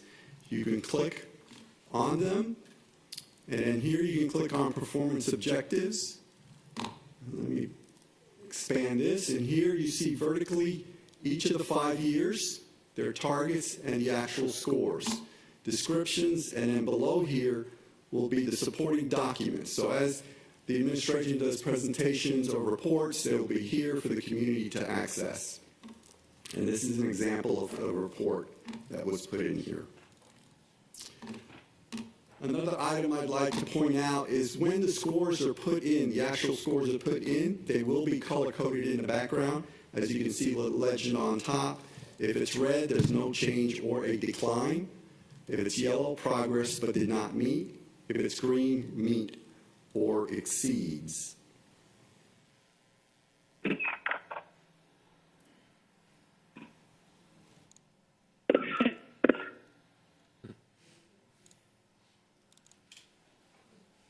The administration will be using this instrument to monitor, track, and report our work and progress to the community on meeting the board's established goals and performance objectives. Finally, as recommended by the board, we have provided copies of the one-page strategic plan to the planning team members. So, Dr. Buck, this concludes my presentation. Thank you, sir. I see Dr. Brinkman has his hand up. Dr. Hoskins Brown. First, thank you for all your work and all of your team's work on putting this together. I think in a time of transparency, this is great. I would love to see another link higher up, so we don't have to. Somebody will say, "I got to scroll all the way down to the bottom," and it's hidden. Just it looks great. Put it up high. And then my other question on more for the board moving forward. A lot of these indicators are used in the superintendent's evaluation. Will this document be, easily accessible for us, but I'm going to ask a real big reach, will it just feed into those, and will it marry into that so that it just auto-populates, or, I'll always ask. You can always just say no, but it would be nice, Dion. It would be more than nice, it'd be awesome, but we're getting there. Dr. Hoskins Brown. Thank you. And I appreciate your request, David. That would save a lot of work. So I will buy lots of donuts and coffee, and you can just fill it in, and we'll just trust you. Mr. Feliciano, I'd like to thank you and your team. As you were talking, and I was looking at the documents, and then looking at the demonstration for the public. 10 years ago, when I joined the board, my whole thing was accountability accessibility, being fully transparent, being able to see what's going on, being able to make that available to the public. We've tried to do that in many different ways. We always are told that there are opportunities to grow in that, and I think that your area is really leading the way in real-time information about what we're doing that doesn't have to come from an open records request or a summary report, that people can go to the website and pull information. So I just really applaud you and your team for the work that you do that makes that happen. And point out to people that now what this means, what you saw was maybe kind of complicated for those who feel intimidated by technology, but what you really saw was something that says you don't have to go to the board accountability meeting, you don't have to send an email asking for something, you don't have to go to an outside website that may not have accurate data. Those data are available on the website on demand and can be summarized for you. So thank you for you and your team making that happen. Thank you. Thank you, Dr. Hoskins-Brown. Any other questions or comments from board members? Ms. Grabowski. Certainly echo the compliments to your team, and very excited to dig in a little bit more because it is such a robust and rich resource that I know will be updated on a regular basis. Is there a way to, I don't know, provide like when new information is uploaded to the dashboard, just to make sure that we're all aware when that information is new, kind of like a what's new in the past, whatever, just some way to make sure, because it is multi-layered, so I don't know what that looks like, but that'd be awesome too. Yes, not a problem. Thank you. Other,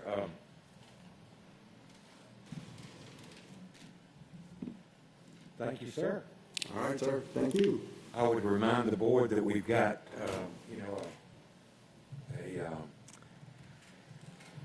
retreat coming up shortly, and that is not the primary work this time, but we will be once again working on this along with other things. So. Moving on to the 4-year graduation rate, cohort graduation rate. Good afternoon. Welcome, Ms. Ball-Alva.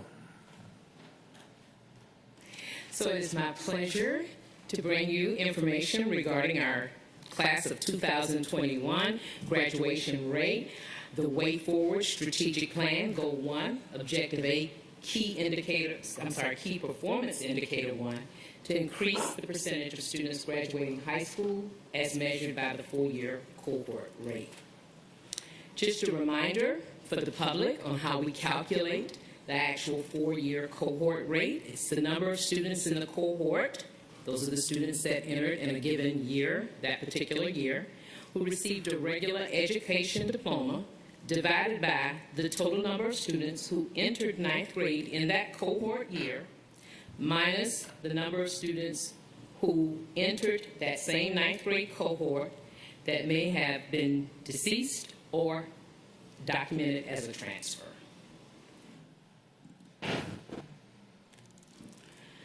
Impacts to our graduation rate due to COVID-19.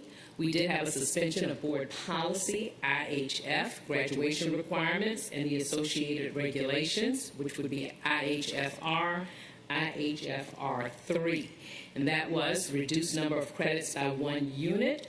We followed the state actual number of credits, which is 23. Our local regulation required 24 units. We also eliminated the requirement for 20 hours of community service, which was a part of our local requirement. Let me interrupt 1 second. Because of some comments made earlier by the public, all of these requirements are not set by us. No, sir. We actually follow the state of Georgia requirements. We are capable of actually requiring more. We do require 1 additional unit of credit for our graduates, as well as 20 hours of community service. We only relax those requirements due to the pandemic. You'll be seeing an item come before you in the spring, returning to our original requirements with some flexibility as it relates to community service for our seniors. But we don't just sit around and make our requirements for graduation. No, sir. We follow the state requirements. Thank you.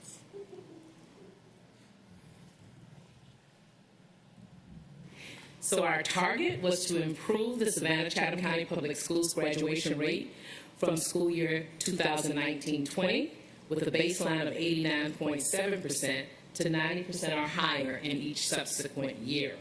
Our graduation rate for 2021 was 90.1%, which was a 0.4% increase from school year 2020. And this chart just simply shows how we compare to the state, our comparability group, and of course you see we are much higher in comparison to all three. So key points. This is our 7th consecutive year in which we've exceeded the state average graduation rate. It's also our 7th year where we've consistently improved our graduation rate. Savannah Early College and Woodville Tompkins continue to maintain their 100% rates. Beach, Groves, and Islands declined by 2.6 to 7.1 points compared to last year. Jenkins, Johnson, New Hampstead, the School of Liberal Studies at Savannah High, and Windsor Forest all improved, with the School of Liberal Studies having the highest increase, a 7-point gain. We want to share future impacts due to COVID-19, and these are variables that may impact our 2020 cohort graduation rate due to the pandemic. As we work our swarms, that's our team that actually goes through our student records and looks at our transcripts and tracks our cohort graduates, we are experiencing some trouble locating students who have withdrawn from school sites and enrolled out of state, as well as locating students who have withdrawn from school sites and enrolled out of country. And we are continuing to contact parents and make home visits to obtain documentation, but sometimes we are finding that difficult because parents may have moved and we don't have that forwarding information. So our action items, a targeted hyper-focused system of support. We like to refer to it as aggressive monitoring for schools as it relates to the records. We just completed one this week, and we have one scheduled Thursday and Friday. We are differentiating that support based on what that school's specific need is. You may need us to come and look at your transcripts and assist there, whereas someone else may need us to help focus on that dropout list, those students that are undocumented that we cannot find their location. So we send out additional social workers to try and help you locate those students. Or you may just simply need us to help you with your master schedule and see how you can support students a different way. Either way, we are tailoring our support based on the school's need after we have our initial review. And then, of course, we are providing additional sessions of Twilight to support credit acquisitions for our Level 3 students who will be our next year's graduates, and for our Level 4 students who are projected to graduate in 2022 this year.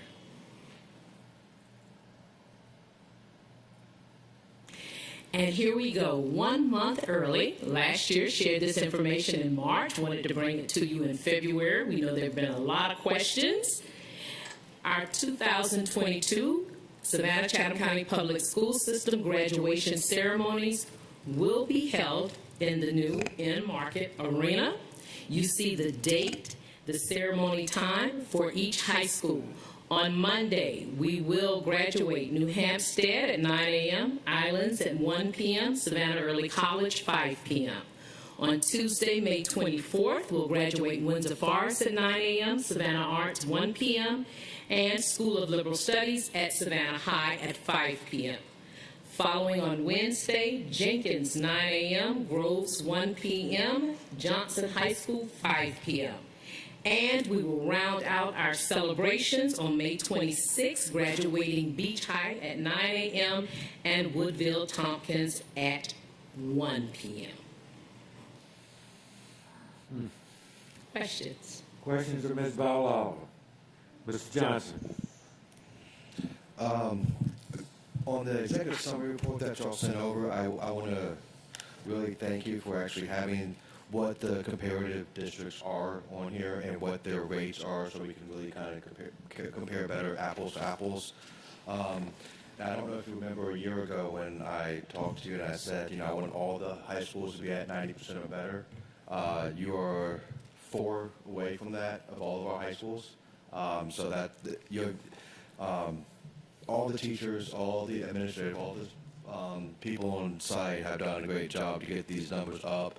I do like to also see that with the graduation, the cohort graduation rate going up, also it has a lot to do with behind the scenes stuff, with all the paperwork, finding these kids, figuring out what's really going on with them, and then it's not just pulling some of our numbers down. I know it might, in some schools it might not affect a whole lot, but in other schools it would. So thank you and all the staff for all the hard work they've done for these kids. And can I take this opportunity to shout out K-12, because high school could not do it without our pre-K through 8 partners and colleagues, so they prepare them for us to receive them. So they come to us ready for us to begin our work. And so we just want to acknowledge that they also factor into this 90.1% graduation rate. It is not just... But shout out to my high school principals. They're amazing. Yes, ma'am, Ms. Hall. You know I'm going to take this opportunity to say congratulations to Savannah High School on their 7-point improvement in their graduation rate. Congratulations to Dr. Dakota Jenkins, the students, the parents, and the community, because that is quite a feat, and we look forward to more improvement going forward. Thank you, Ms. Hall. I was expecting you to call in. Any other questions of Dr. Howard Hall? I'm sure we're going to hear from West Side now. I don't know, you do have jokes, don't you? I just would like to say congratulations on this number. And I was just sitting here brainstorming about how to contact someone who may know where those children are once they withdraw. I know that we have emergency contact, but maybe we may consider something like a reference that they can add on, maybe an out-of-town reference in the event someone, does relocate. We may can contact that person who may know them to help locate them. Thank you. Thank you, Dr. Howard Hall. Any other comments? Ms. Hines? Thank you for the hard work you ladies and gentlemen are doing, and without you, it would be more difficult. So thanks to all of you for the work that you're doing. No other business on this account? Thank you, Ms. Ball. Appreciate you. Thank you. Moving on to strategic goal 4. This is fiscal responsibility. I'll call on Mr. Jackson. Mr. Jackson and I've got to be really close friends this week. Yes, we have. Enjoyed every minute of it. It was just great there. Yes, it was. We're bringing to you the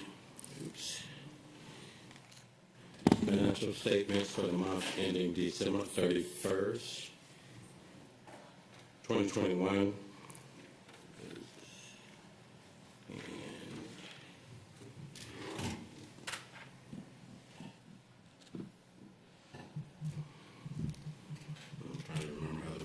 Enlarge this, but I will go for it. At the end of the period, for the general fund, we have collected in property tax collections a little bit lower than where we were last year, 56% compared to 60%. Overall revenues are 50% of the budget, which is a little lower than last year, 55%. But we believe that the last 2 years, people had a little more money in their pocket because they were getting stimulus and all this other stuff, so people were paying their property taxes on time. So I think now we're getting back to normal.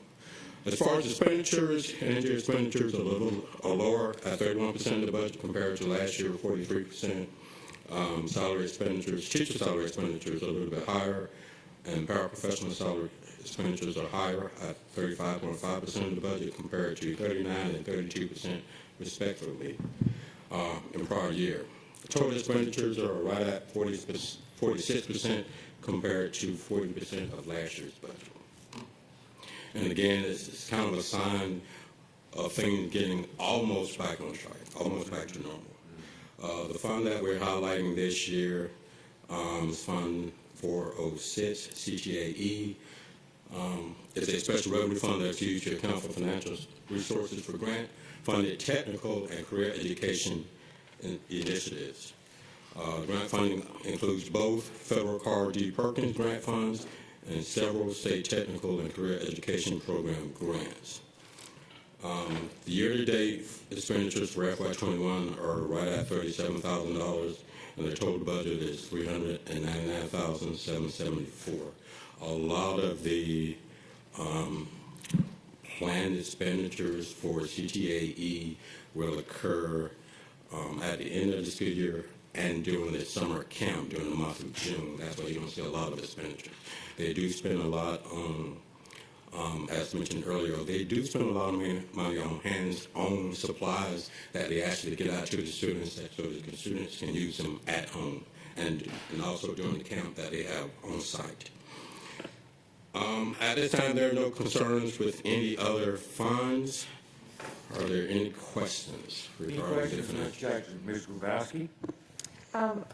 Always great to see that our expenditures are going down. In particular, the energy expenditures are lower at 31% than the 43% last year. I know we've been doing a lot of LED lighting, retrofits, and HVAC improvements. Do we attribute those savings to those upgrades that we're doing, or do we have a sense? Some of it we do. We don't have a definite sense yet. We want to get through an entire year of upgrades. And we did some projects in FY20, we did some in FY21, so we want to go through a full year and let the maintenance department give them a chance to kind of compare the two to see if that's really the case.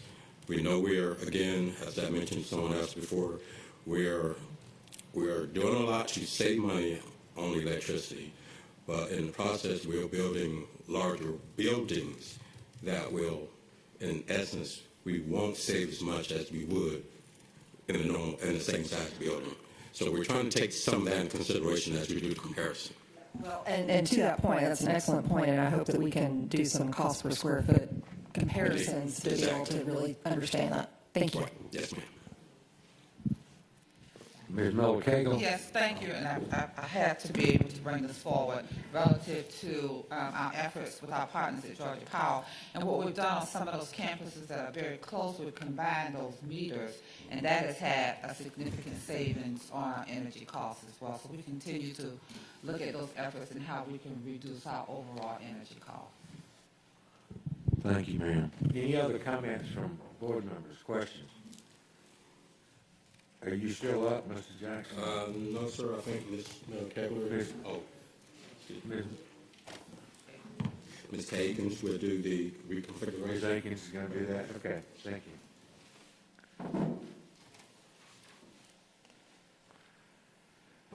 Welcome, Ms. Akins. Thank you very much.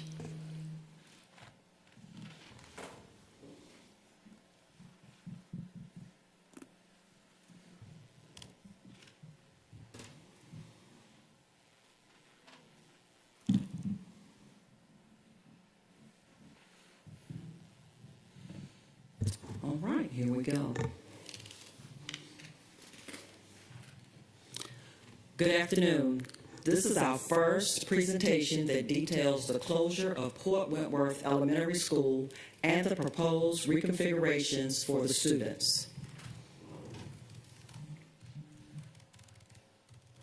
The rationale for closure is per the specifications of the Georgia Department of Education. This facility will no longer be available for instructional use. This facility will be used for administrative purposes to support the operational needs identified by the school district. The major guiding principle for the reconfiguration is adhering to the school capacity guidelines. We also want to minimize the need for future redistricting and also think about the community growth indicators. The important values for consideration are listed. We are mindful of the impact on families and students. The schools that will be impacted by the reconfiguration are Rock Elementary School, Garden City Elementary School, and Rice Creek. Rice Creek currently serves grades 3 through 8 and will become a K-8 school.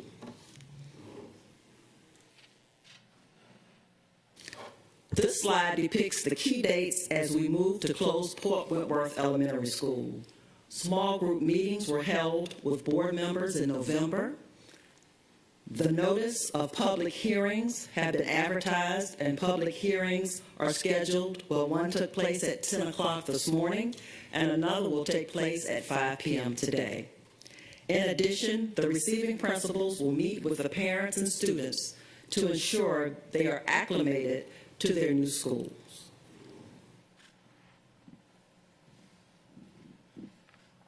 This is a sample of the Georgia Department of Education capacity chart. For example, Brock Elementary has 42 classrooms, which places their capacity at 650 students. The following enrollment numbers continue to fluctuate as students enroll and withdraw during the school year.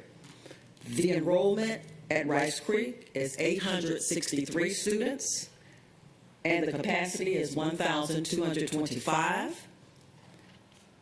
The enrollment at Garden City Elementary School is 345 students, and the capacity is 637.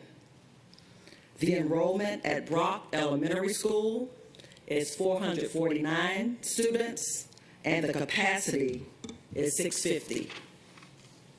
Dr. Brown is going to talk about the reconfiguration. Welcome, Dr. Brown. Thank you, and good afternoon, everyone. Good afternoon. I appreciate the opportunity to be here to provide an update about the reconfiguration. This slide depicts the capacity after reconfiguration of all students. So if you look at the left of the slide, there are approximately 566 students currently at Port Wentworth.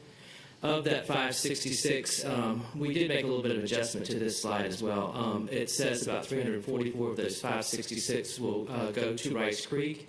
That number is a little less, so that would bring the capacity, or the number of students up to about 1,149 students, and bring it to a 94% capacity. And of the 566, 41 of the Port Wentworth students will go to Brock. But leaving Rice Creek, because of the attendance zone difference, 28 of the Rice Creek students will also go to Brock, and that'll bring their number of students for after reconfiguration up to 518. And 566 of the 566 students, 76 will come from Port Wentworth to Garden City, and 56 of the students currently at Rice Creek will be zoned for Garden City, and that'll bring their capacity up to about 637 students. And you can see their percentages. This is the current and the reconfigured attendance zone. So the left side of the screen is what the current attendance zone looks like. The red area is Port Wentworth and Rice Creek. That zone basically goes south of Rice Creek down to Midas Avenue in Garden City. You see the area green, that's Brock, that's kind of, that takes you from Midas Avenue coming into West Savannah, basically over in the Brock area. And the light blue is Garden City. That's basically the area that's left of Highway 21 if you're going north towards Rice Creek. So to the right, if you look at the map, that red area does come up from Midas Avenue up to Bourne Avenue. Bourne Avenue is the avenue or the street that takes you over to the main port entrance. So the line slightly comes up, then that yellow area becomes, could become Brock's attendance zone from basically Bourne Avenue down past Midas into West Savannah, where it currently pulls students from. And then the green area which is to the left of Highway 21 going north towards Rice Creek. That would be Garden City students. And if you look over to this area, basically this particular area here becomes green and becomes Garden City. So that's the difference in the Garden City area. The next couple of slides basically talk about the number of students per grade level that will leave, on this one in particular, will leave Port Wentworth going to Garden City. Their numbers there, and of course when the 10 students basically from pre-K go over to Garden City, they'll be kindergarten students, so they'll advance to that grade level. On the right side, these are the students that will be leaving Rice Creek, also that will be moving over to Garden City, and the numbers per grade level. This one talks about the number of students pre-K through second grade at Port Wentworth that will go to Brock by grade level. And on the right side, the third and fourth grade students that are currently at Rice Creek that will transfer to Brock. And last, this slide is the students that will be actually transferring from Port Wentworth from pre-K to second grade over to their advanced grade levels over to Rice Creek. And then the number of students leaving Rice Creek either going to Mercer or another middle school, and those are the number of students. 8th grade, of course, that number came out of the count because they'll be advancing to high school. And that concludes our update. Are there any questions? Questions, Dr. Brandon? I would just like to say thank you for the effort and the intentionality that's placed into the rezoning. As a student in K-5 that changed schools every year between Gould and Butler, I don't ever remember the intentionality of my parents being contacted saying, oh, next year you'll be back at the school you were at the year before, or any of that. So to hear you speak about in our small group meetings that you're going out to the PTA, you're going to talk, the teachers know where they're going to be able to go with their students, and that we're doing this 6 months in advance of students going to a different school.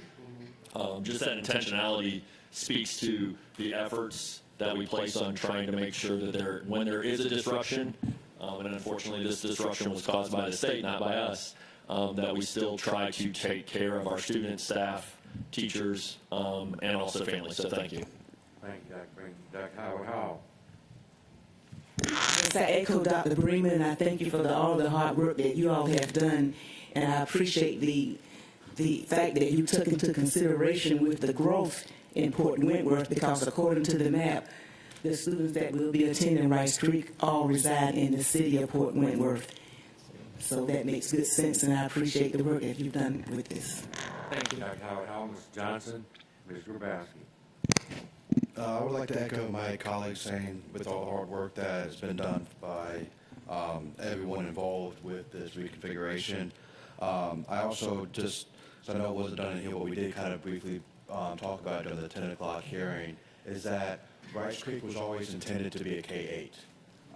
And I'm just glad that we are finally seeing that 6 years later after they've opened their doors, that it finally is going to be a K-8.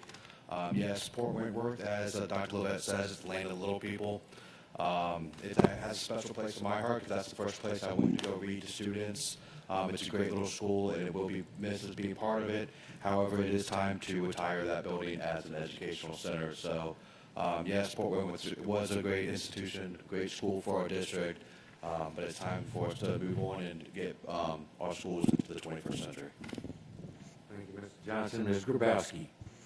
Certainly, kudos to you and the team for all the hard work. You shared with the board previously some of the really detailed outreach that you plan to do with the parents, and I know that was mentioned as one of the key dates, but for the benefit of those who may be watching the meeting today, could you just spend just a moment and share what your outreach to the parents and to the community will look like in the coming months? Yeah, so the principals of the receiving schools are charged with basically having parent meetings through either their PTO or PTA. They will also have meetings with their school council to get the information out, basically, and then they would do try to do some team building activities to welcome the new students into their school. Yeah, and this, well, I'll also add, thanks to transportation, it was we appreciate their support with academic affairs, teaming together to come up with this data and information. And we're also working with the communications department, and they will do interviews with all the principals to share with the parents, the receiving parents, and provide, all the accomplishments and welcoming them into their new school. Well, thank you very much for this information. It's very important information, and I really hope the parent that was here this morning has heard your complete explanation of how this is going to work. However, we are on tape, so we can get it off the website. but you did a very thorough completion of what the plans are and how they will work. So thank you so very much. Thank you. Any other comments, questions? Thank you, Ms. Akins and Dr. Brown. Appreciate you. Moving on to the E-rate eligible budget amendment ratification, 10.03. Mr. Jackson, please. Yes, sir.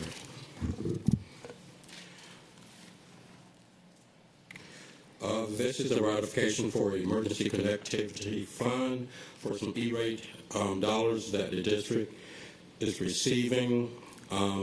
Because of the supply chain crisis, staff, we got some orders in the middle of January, so we're bringing this ratification for that purpose. Thus, be it resolved upon the recommendation of the superintendent that the board approve the amendment of the FY22 E-rate eligible ECF budgeted revenues and expenditures by $4,177,800 as shown in the above tables. Heard the resolution by Mr. Jackson. Is that Dr. Constance Brown makes that motion. Mr. Catchmore seconds.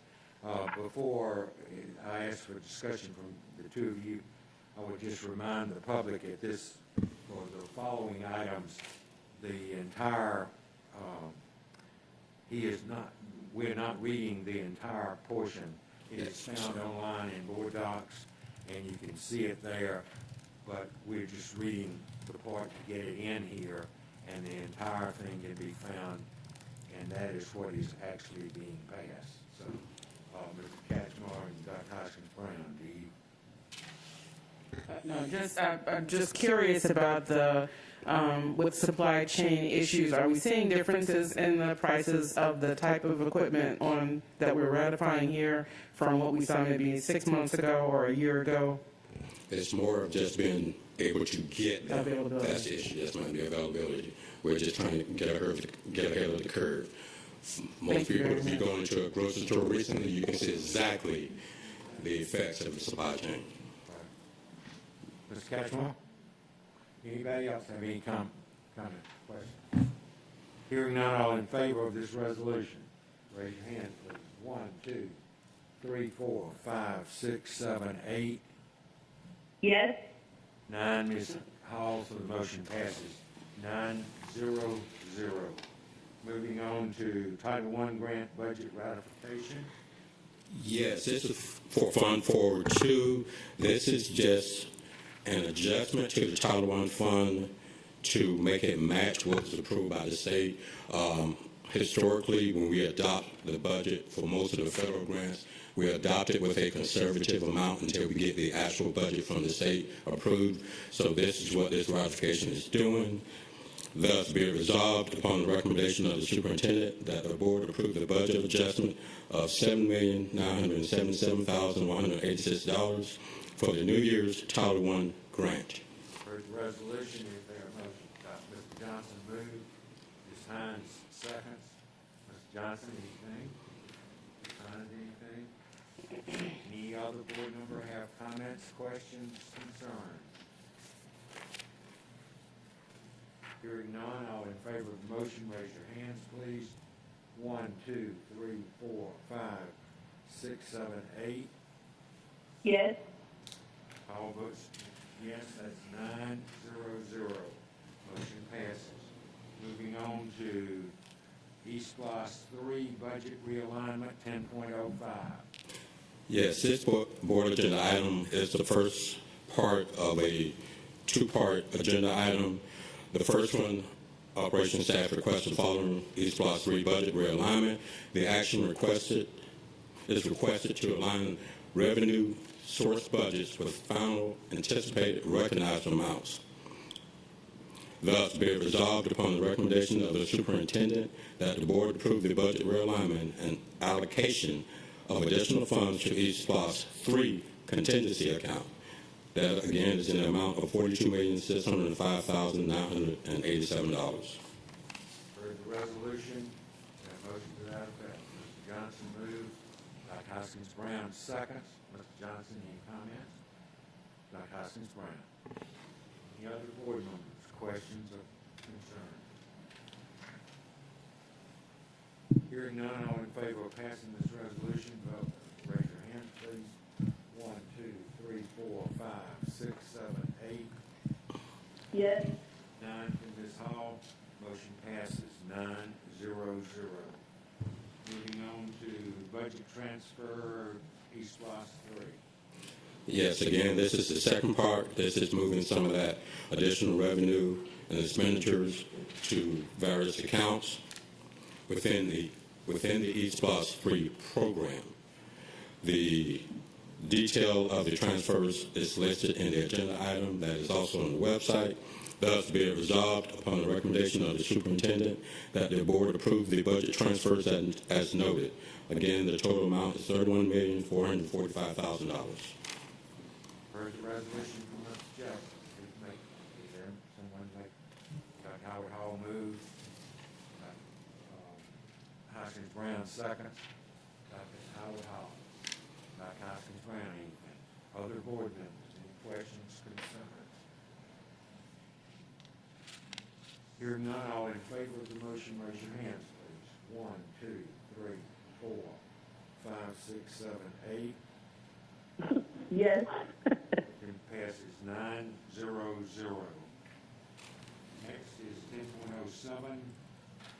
Bid for hand sanitizer, disinfectant, et cetera, et cetera, et cetera. Yes, this item is for the award of the annual contract for hand sanitizer, disinfectant spray, and face mask.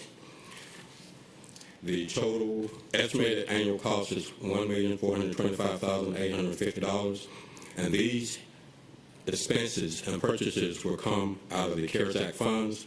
Thus, be it resolved upon the recommendation of the superintendent that the board approve the award of bid 22-16, hand sanitizer, disinfectant spray, and face mask annual contract to the firms as listed above for an initial one-year period with the option to renew the contracts for 2 additional one-year terms. Estimated annual cost for the first one-year period is $1,425,850. Heard the resolution. Dr. Freeman makes the motion. Dr. Hoskins Brown seconds. Dr. Freeman, anything? Yeah, I know we are reading just the thus be it resolved portion. So for the individuals not on the internet or the individuals that might just pick up the last little bit that's read or the line item that says we're spending $1.4 million on hand sanitizer, disinfectant, spray, and face masks, I would say go to the entire proposal here and make sure you read the paragraph that says the intent of this solicitation was to secure fixed pricing so that if pricing goes up, we're not paying more, and that these are purchased on an as-needed basis. And that was pivotal for me reading this, that it's on an as-needed basis at a fixed price. That doesn't mean we're just going to go out and spend $1.4 million on these services. It's on an as-needed basis, which could readily change. So thank you. Yes. Good point, Dr. Freeman. Thank you. Dr. Hoskins Brown. Any other board members with questions or concerns? All in favor of the motion, raise your hands. 1, 2, 3, 4, 5, 6, 7, 8. Yes. 9. Motion passes 9-0-0. Services for Savannah Arts Academy on East Los CMR services. Yes, the purchasing department received requests for proposals for CMR services for Savannah Arts Academy addition and renovation. The intent of the solicitation was to establish a contract for a construction manager at-risk services for the Savannah Arts Academy addition and renovation as outlined in RFP C22-01 and all related documents. Thus, be it resolved, upon the recommendation of the superintendent that the board approve the award of RFP C22-01, which is paid out East Plus CMR services for Savannah Arts Academy addition and renovations to McKnight Construction Company, Incorporated, with an initial stated cost limitation not to exceed $20 million. Thank you. heard the recommendation. Ms. Grabowski makes the motion. Dr. Howard Howell second. Ms. Grabowski, anything? It's great to see this on the agenda. I know that this has been a project that has been a long time coming and for good reason, but thrilled to see it moving forward and look forward to getting more information from the contractor and our team about the schedule and being able to share that with both the Savannah arts community as well as the surrounding neighborhoods. So thank you so much. Yes, ma'am. Thank you, ma'am. Dr. Howard, anybody, any other board member have questions? Hearing none, all in favor of this motion, raise your hands, please. 1, 2, 3, 4, 5, 6, 7, 8. Yes. 9, counting Ms. Hall, so the motion passes 9-0-0. Moving on to Windsor Forest CMR Services. Yes, the purchasing department received 5 responses for the similar construction manager at risk services, but this time this is for the Windsor Forest High School replacement. Thus, be it resolved upon the recommendation of the superintendent that the board approve the award of RFPs C22-05, again paid out of East Blocks, CMR Services for Windsor Forest High School replacement to J.E. Dunn Construction Company Incorporated with an initial stated cost limitation not to exceed $53,200,000. You've heard the resolution. Dr. Brinkman makes that motion. Ms. Hines seconds. Dr. Brinkman, anything? I second. Of course, I got to say something about the 6th District. I would first like to thank my fellow board members for making this the sole full new construction project in E4. I'd like to thank the district for expediting this process, that we already now have somebody to construct it. I would like to thank the J.E. Dunn representative that sat here the entire day to hear this resolution. And I can only ask that I drive a carpool every day to Jenkins and see the beautiful school they built there. We can one-up that school for the 6th District. Thank you. Ms. Hines, anything? Well, this is my old area where I once worked, and I spent my life's career basically at Windsor Forest High School. I'm real proud that we're on the way, and hopefully I'll be around to come back, and I'll be invited to the ribbon cutting. Yeah, thank you. Any other comments? I have to say. I'd just like to say this is a wonderful occurrence for that whole Southside community. This is really going to transform that whole community. And congratulations, Mr. Brinkman and Mrs. Hines, for seeing this come about. And I'm very proud as a board that we have voted to do this. Thank you, Ms. Hall. I was just going to say, when I moved to Savannah in 1968, I lived in Windsor Arms Apartments, which was right next to Windsor Forest High School, which was brand new. I think it was 2 years old. And so, and I'm still living in Windsor. All in favor of the motion, raise your hands, please. 1, 2, 3, 4, 5, 6, 7, 8. Ms. Hall, Yes. 9. Motion passes 9-0-0. Architectural and engineering services next. The purchasing department received 14 responses to bid C22-04 for architectural and engineering services. The purpose of this bid was to establish a pool of architects that we can call on as projects come up, instead of putting out RFPs every time we get ready to start a project. Fortunately, all of the farms that are being awarded are from Savannah. Thus, be it resolved upon the recommendation of the superintendent that the board approve the award of RFQ C22-04 architectural and engineering services to the following companies: Cogdell and Madrella Architects, Goodman Mills, Kaywood LLC, Hanson Architects, Hussey Gay and Bell and Young International, James W. Buckley and Associates, and Raymond Engineering, at an estimated annual amount of $10 million.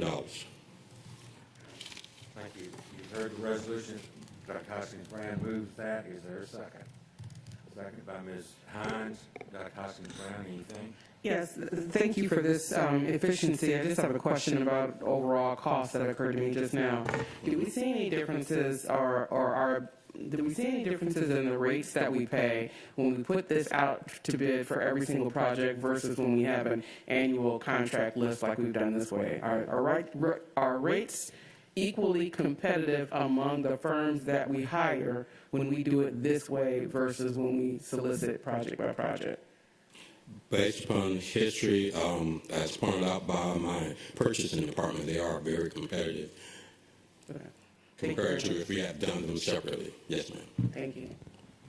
Ms. Hines, anything? Any other comments? Hearing none, all in favor of the resolution, raise your hands, please. 1, 2, 3, 4, 5, 6. Oh, wait. All in favor, raise your hands. 1, 2, 3, 4, 5, 6. Ms. Hall? 7. Yes. All opposed, please. Any abstentions? 2.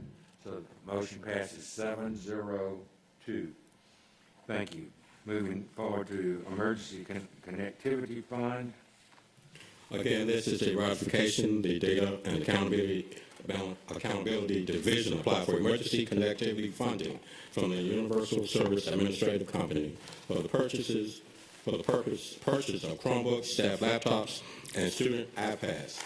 In addition, 1,000 unlimited internet data plan Wi-Fi hotspots for students. The detail of the purchases of the vendors are listed and the amounts. The purchase will come out of the general fund. Thus, will come out of the general fund after we receive the grant from after we receive the federal grant. Thus, be it resolved upon the recommendation of the superintendent that the board approve the ratification request to purchase the expendable computer equipment and professional services from the vendors identified as above at an estimated dollar amount of $4,123,952. You've heard the resolution. Is that your hand, Mr. Johnson? Mr. Johnson moved. Dr. Hoskins-Brown seconded. Mr. Johnson, any questions, concerns? Dr. Hoskins-Brown. Other board members? Hearing none, all in favor of the motion, raise your hands, please. 1, 2, 3, 4, 5, 6, 7, 8. Yes. None with Ms. Hall. Motion passes 9-0-0. I would point out that we've had a lot of those motions this afternoon that seem somewhat rubber stamped. Most of them we already knew about, and the only reason that they were in us voting on them instead of in the consent agenda was because of the amount. And our policy says that if it's over a certain amount, we put it in the public. So that's what we did. We did vote on that. Okay. I have a question. Okay, yes, ma'am. Did I miss the passage of the consent agenda? Yes, ma'am, you did. Okay, I'm sorry. Did you? I thought you voted, but do you want me to go back and start all over? No. If I missed it, that's fine.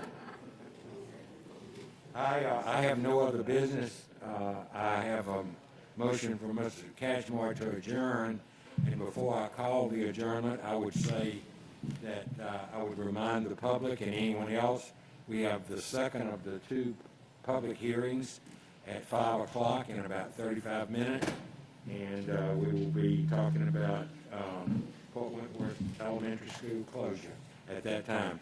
All in favor of adjourning? All opposed? We're adjourned.